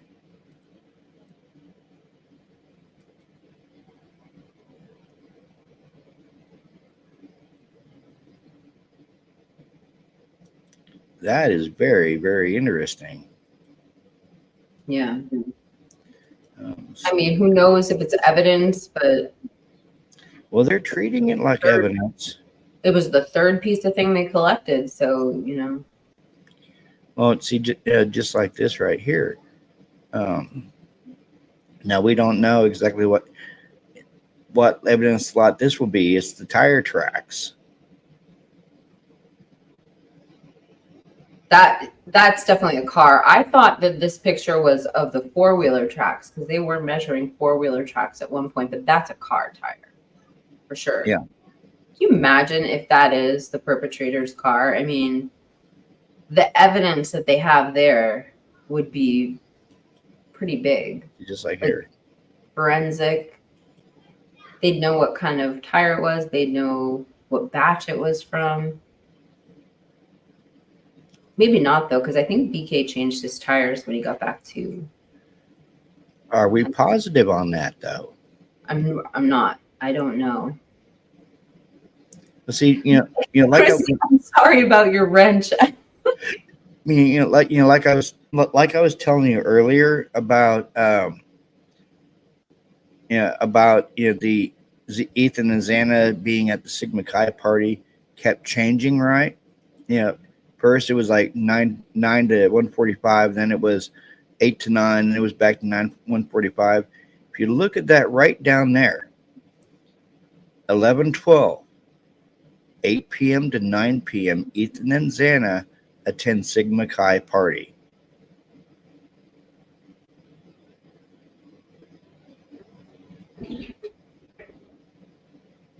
And then you had Kaylee and Maddie at Corner Club they left there at 1:40. And then over here, Kaylee and Maddie at Corner Club, from 10 to 1:30. Down here, Kaylee and Maddie, at the house at 1:45. Well, we both know that Olivia, changed the 145 to 140 to 156 because she got a hold of the light bulb camera, so she saw the girls dropped off. But explain this to me, Kiki: why a private driver would drop them off, not wait to see if they got in the house okay, just dropped them off and left. Yeah, chivalry is completely dead, apparently. And I'm sorry, that was really poor terminology, but like that's just outrageous. You know, that point of the private driver is to get the girls home safely for a safe, affordable alternative so that kids don't, number one, drink and drive, and number two, don't get into cars with strangers, young women. So like the thought that if you're bringing them home safely and you wouldn't see them to the door or just watch them get to the door. I don't know, Robert. I agree with you 100%. Tarak asked, how did Jack S get home? Jack S had a black truck. And somebody said those were, Mitch Girl 29 says truck tire marks. She was saying so I'm assuming she's just saying they're thick and they look like trucks. Yeah, so we have hearing 9 p.m. to 1:45 a.m. and then this map states 11:12 at 11:12 from 8 o'clock to 9 o'clock. Ethan and Xana attend Sigma Chi party. So if that's the true timeline of Ethan and Xana, okay, and hear me out on this. From 9 p.m. to 1:45, there's 5 hours of missing time. Wait, from what time to what time? You're saying from 9 to 1:45 is missing? Yeah, because if you look here, down at the bottom, in the corner, I'll point it to you. 11 on 11/12, which is kind of ironic. That's the same address as the light bulb cam. At 11:12, from 8 p.m. to 9 p.m., Ethan and Xana attend the Sigma Chi party. So if let's say if that's the actual timeline for Ethan and Xana, I'm just saying then there's 5 hours of missing time for Ethan and Xana. If that's the actual true time that they were at the party was an hour. So if that's true, then how could BF see them at the Sigma Chi party from 9 p.m. to 1:45 if they actually left at 9 p.m.? If that's true that they left at 9 p.m. Who said they left at 9 p.m.? I do remember that being said, Robert, but I can't recall who was saying that. Because I have a bigger problem. More than likely it was the frats. Well, they should have surveillance at the frats. So they should know surveillance-wise what time they left. But I have a bigger problem when we talk about Xana and Ethan, what time they got home, which is how is it that they were at the fraternity until almost, 1 o'clock in the morning or past 1 o'clock in the morning, but Xana's father says they were home eating pizza at midnight. Yeah. That's kind of weird. Who are you gonna believe? Bethany or Xana's father? So I mean, I don't know, but I just don't I believe the fraternity should have surveillance. Like they don't have surveillance around the fraternity house. I have an interview that the president of the fraternity did where he states they don't have cameras. Okay. And he was also very short with, I believe it was Brian Enton.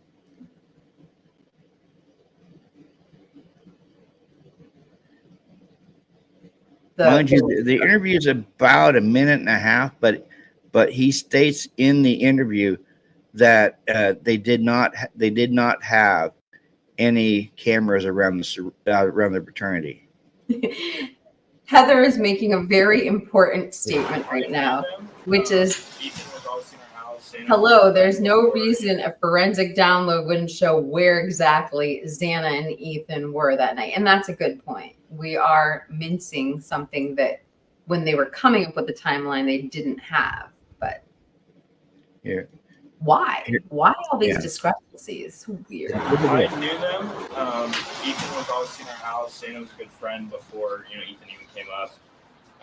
But that's all I really want to talk about right now because I actually have class here in like 15 minutes. Sigma Chi President Reed Offson says the fraternity is cooperating with the investigation. The fraternity is about half a block from the house where the murders happened. Does anyone know where they were during that timeline? Like, there's still this big chunk where... As of right now, we've told Moscow PD, Idaho State Police, and the FBI all we know. We're kind of leaving it up to them to piece it together. Obviously, we don't have the utilities or resources to do it on our own, so we're just putting full faith in officers and in the detectives doing it. But that's all I really know right now. Are there any cameras around? Not on the property. Moscow police say they are investigating the time frame between 9 p.m. the night before the murders on November 12th and 1:45 a.m. when Ethan and Xana were believed to be at the Sigma Chi house. Meanwhile, detectives are not commenting on whether or not they are making significant progress in the case, only saying they have no suspects identified and will not release information at the risk of compromising the investigation. And we have learned that starting tomorrow, police will go into the house behind me, which is still a crime scene, and start removing some of the personal items. See right there. It states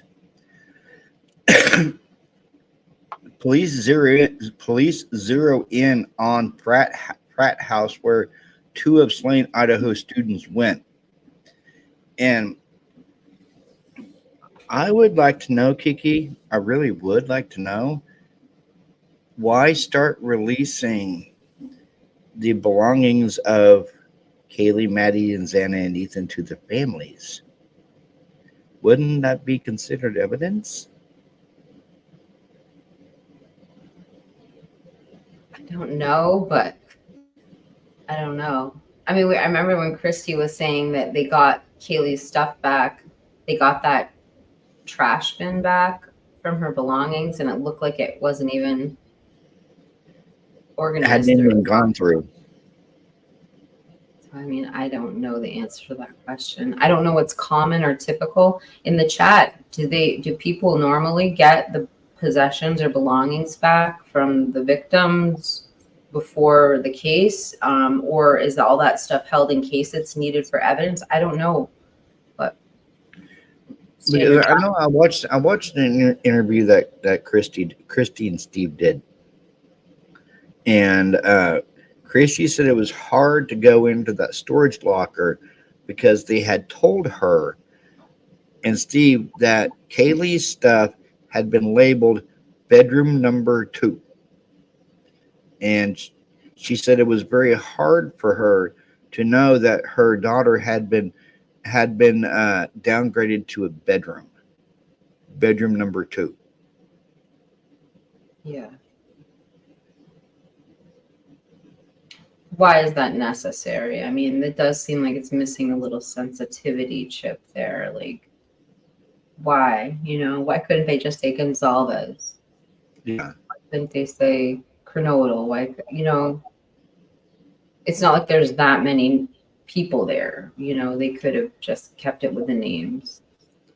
I do feel bad. 117 pieces of evidence between all 4 victims. That's all they have. 117 pieces of evidence. That's all they have in this case. Between all 4 victims, 117. That's really kind of low. I wonder if it can be broken down more, because like Aaron was talking about how they brought like floorboards and like pieces of the they cut out pieces of the wall. They cut out pieces of the floorboard that had the blood splatter on it. Now, I watched an interview that Steve G did around this time that they were cutting the stuff out.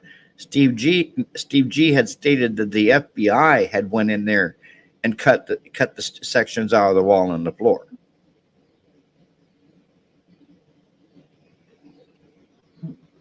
Well, yeah, isn't the FBI ISP unit? No, FBI is Federal Bureau of Investigation. ISP is Idaho State Police. Sorry, I was thinking the forensic unit was. I'm sorry Yeah, about that. the forensic unit was the ISP. Was the Idaho State Police. According to a Steve G interview, the FBI went in there and cut out the sections of the wall and the sections of the floor. And I'm just thinking to myself, why would the FBI do that? Why didn't ISP do that? Why didn't Moscow PD do that? Why did the FBI go in there and cut that stuff out? Yeah. Everyone is saying, and I don't know, they're saying to go watch Heather's this video, not to like hijack your stream or anything, but it's been like a couple times I've seen that. Wait, law enforcement ain't sensitive to no one but their own. Oh, Christy, yeah, you got your wrench back. I can see. Yay, Christy got her wrench back. I'll pull that up real quick. Since I've got Heather as one of my people I subscribe to. All right. Well, I've got a lot of Heathers here.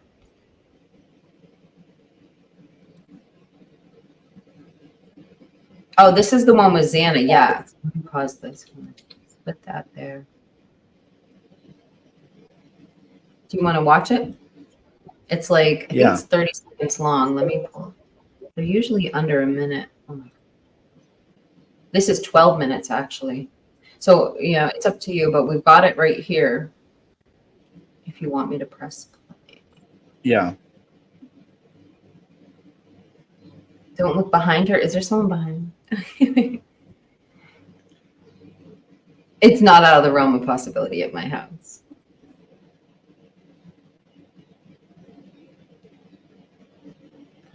What are you saying? Your house is haunted? No, I'm saying. Why is this like this? Hold on. Oh, because you're not sharing my screen yet. How do I share your screen? It didn't pop up down here. Hold on. Sorry. I've already got it pulled up, I believe. It's the DoorDash driver. Oh no, the DoorDash driver is actually in our chat. I wonder which one of my subscribers changed their name to DoorDash driver for me. Thank you. It's this one right here, right? The one with Xana? Yes. DoorDash driver.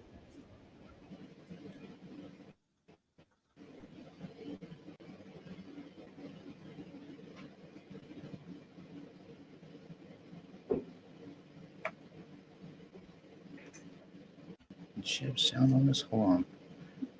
I want to make. Hi, my name is Xana Kernodle. I'm a marketing major here at the University of Idaho, and I'm involved in a couple things down here, including Vandal Solutions. Last year, I did Blues Properties. I was an associate with them, and I basically just worked with Blues Properties and did advertising for them, did sales events, etc. And this year, I'm doing sales, so I'm a sales associate. So basically, I just call people around Moscow, ask them if they're interested in our business, etc. But yeah, I'm a junior here, so it's really exciting. I'm sorry, I love her jersey. I'm a Steelers fan. I love it at the University of Idaho, and I'm super excited to be in this marketing class because it's basically my major. And this is actually King Street, where I've lived the past 2 years, and I really like just hanging out with my friends all the time and being super involved in school events and everything else. So yeah, that's just a little bit about me, and I'm really excited to take on this course.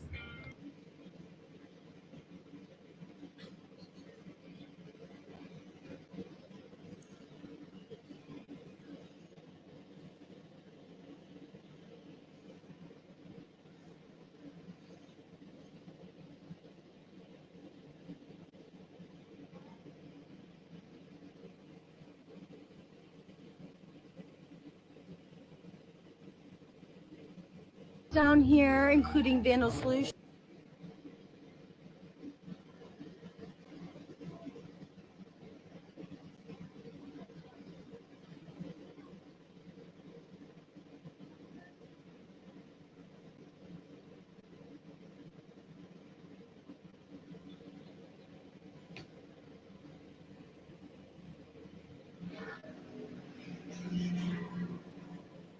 Doing sales, so I'm a sales associate. So basically, I just call people around Moscow, ask them if they're interested in our business, etc.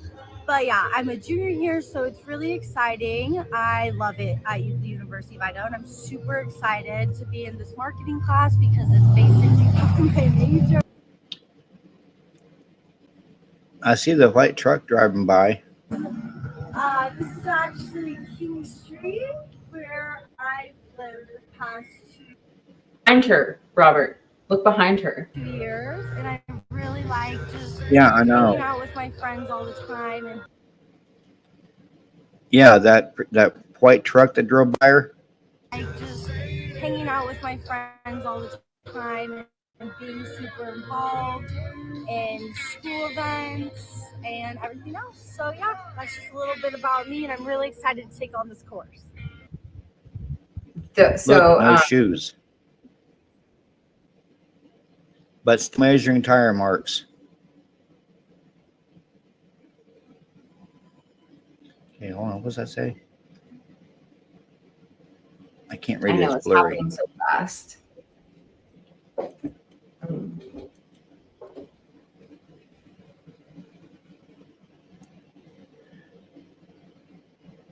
Suspect vehicle one seen departing King Road. Yeah, suspect vehicle 1 departing King Road at high rate of speed. Suspect vehicle 1 is next observed traveling southbound on Willenta Drive. Based on my knowledge of the area and review of camera footage in the neighborhood, that does not show suspect vehicle 1 during that time frame. Yeah, I believe suspect vehicle 1 is likely exited the neighborhood at Palouse River Drive and Conestoga Drive. Palouse River Drive is at the southern edge of Moscow and proceeds into Whitman County. Washington, eventually the road leads to Pullman, Washington. Yeah. He did not see him on camera.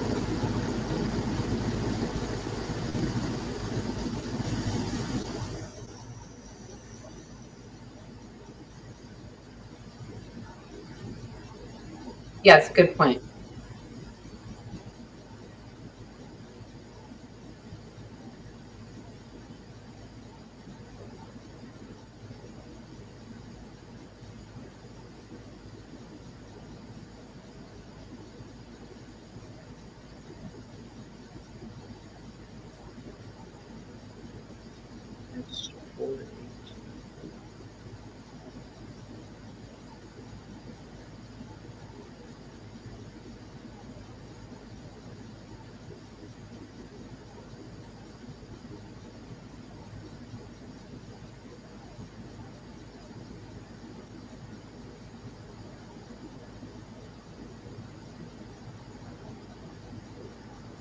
Nope, no tire sounds heard at 418.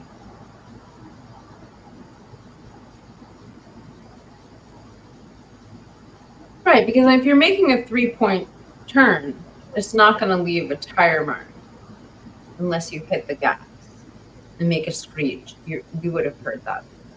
That's interesting, Heather. I've never seen anybody make those points before. That's great. I mean, it's really insightful.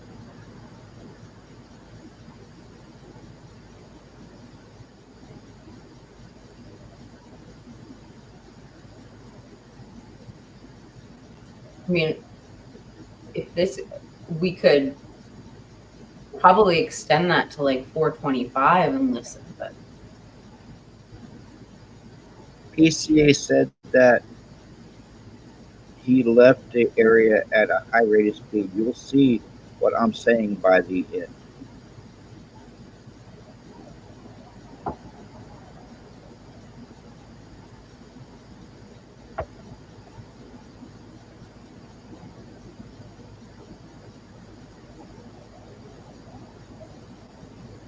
Play it all the way through 425. Yep. I figured we'd listen to 425. And it's loud, Val says. Yeah.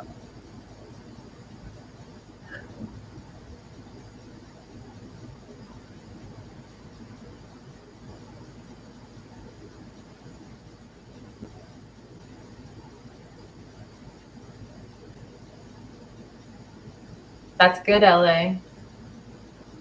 We got Twizzle facts and Fitzel facts. Right now it's at 421.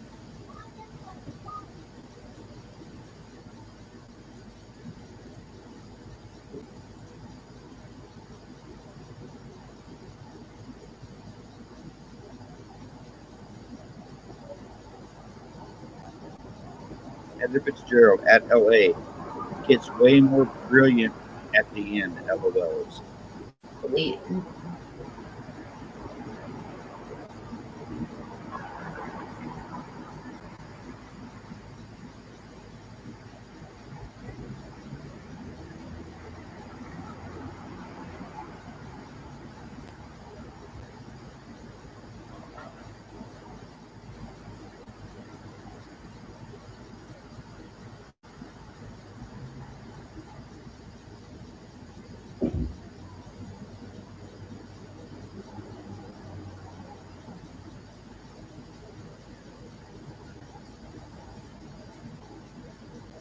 Valves.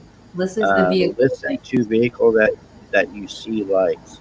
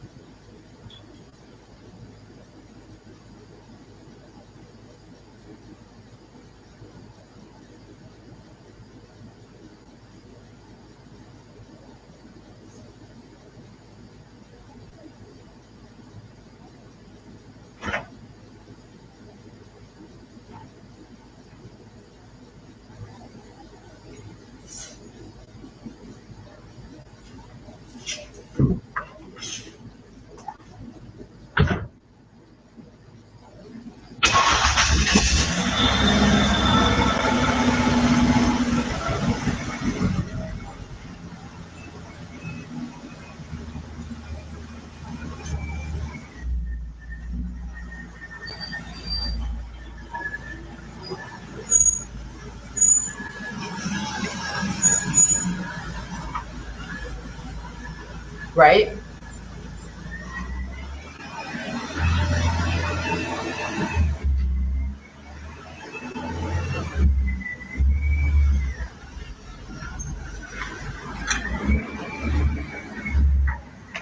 Heather, have you showed this to Rolo yet? Oh my god.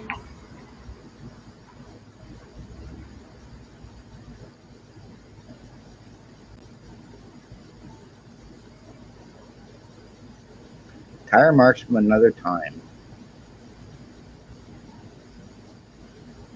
Well.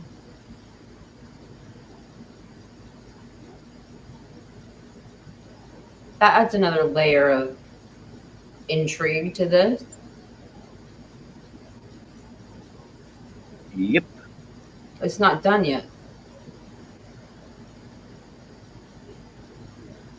No, Rolo's, I know. Let's all reach out to Rolo and give him a shout out. We're all just want proof of existence.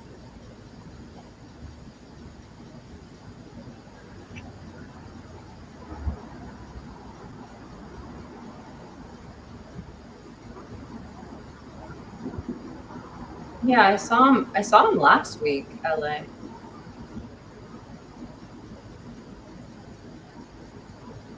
Is Roll here?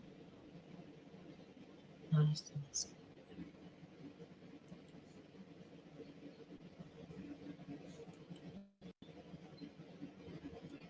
Heather, I'm sharing this video.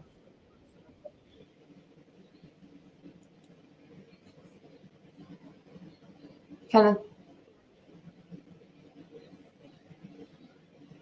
Oh.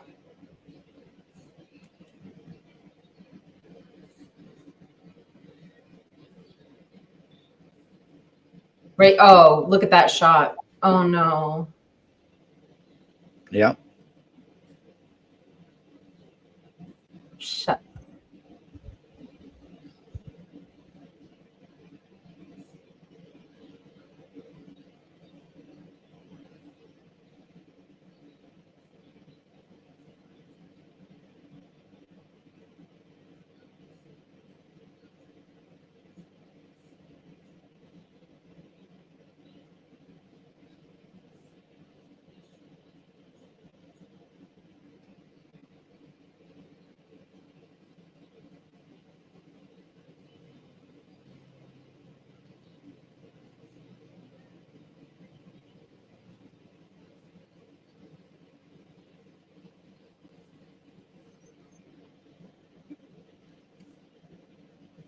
For Kenneth Hall, who is wondering what we're looking at, there's a couple things here showing that the tire marks they were measuring, they're behind her shoulders.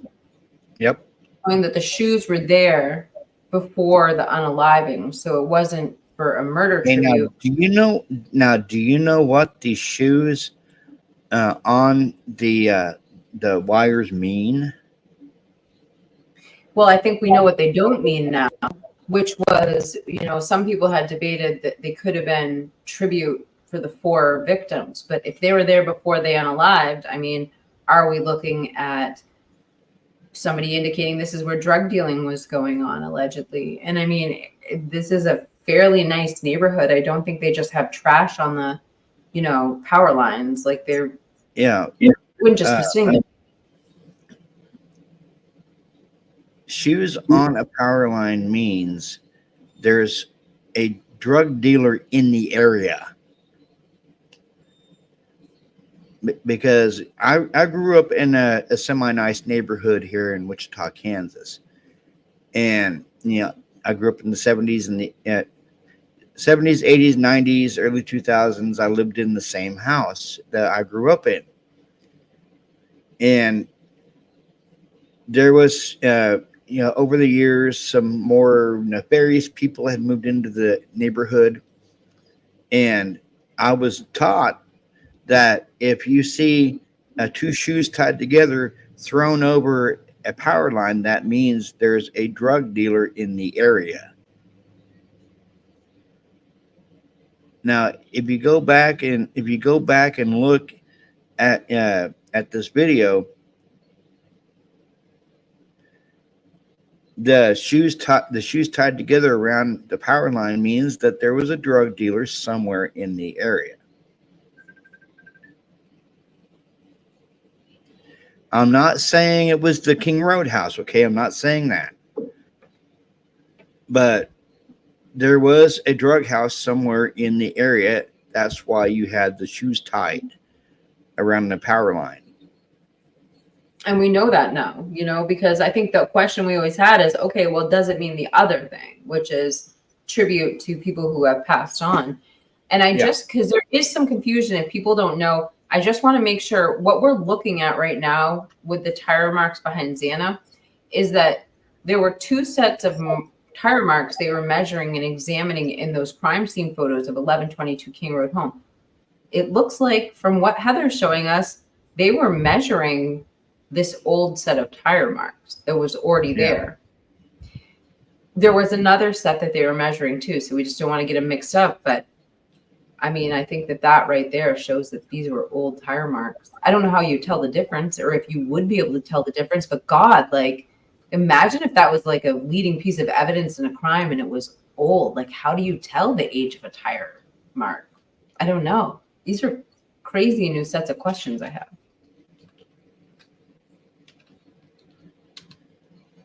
I know.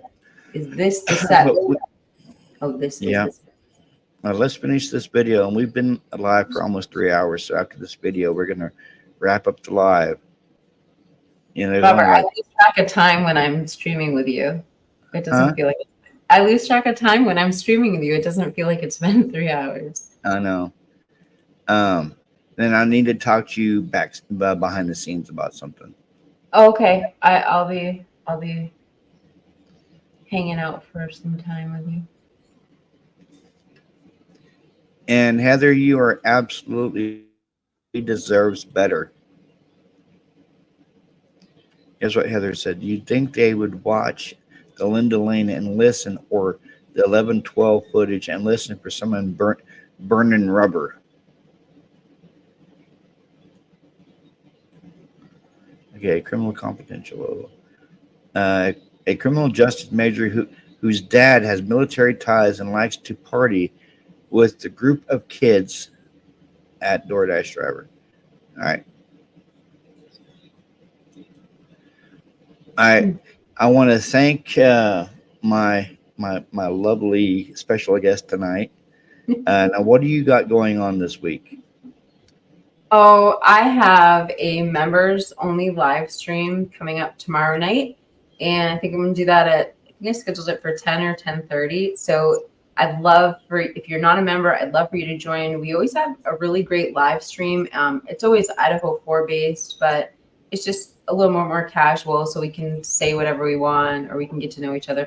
And I'm planning on kicking up my live streams back to like a regular schedule. So I'm hoping to actually go live a total of 5 times this week. So I'll post them on my website. But I'm just so grateful that Robert had me on for this Monday night true crime show. This is really nice. I really appreciate it. And you set up a really good show. I learned a lot about, especially the Sebastian Rogers case, which is heartbreaking. Yeah. And for bringing that to my attention. So. Yeah, I mean, the kid's been missing for 6 months, and I'm hoping for a positive outcome in this case. Just like, and I'm sure his dad and his mom and his stepdad are hoping for a positive outcome. I'm not sure about the stepdad, but I'm not going to say anything bad about him. But I mean, it's got to be nerve-wracking, especially on Seth. But he went missing without a trace. I mean, it was a matter, from 10 p.m. to 6 in the morning. Then in between that time frame, he was just gone. And just like Seth had stated in an interview, that a lot of people don't know that he's missing. Well, I'm pretty sure there's a lot of people that knows he's missing. But just like setting up the memorial fund for the dog hotel that could, because he loves animals, and the prayer vigils. I'm hoping that they're not getting in the mindset that he's not coming home, because setting up a memorial fund is the first sign of he's not coming home. And if he does, he's not coming home alive, because he's been gone 6 months and there's like absolutely no sign of him anywhere.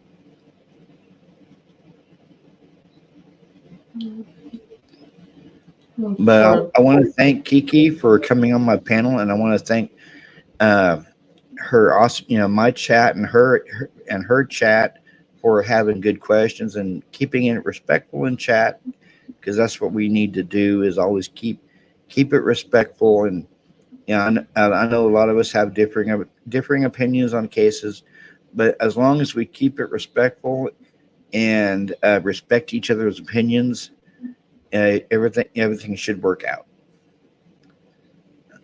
All right, this is TCC and Swamp Rose out. Peace.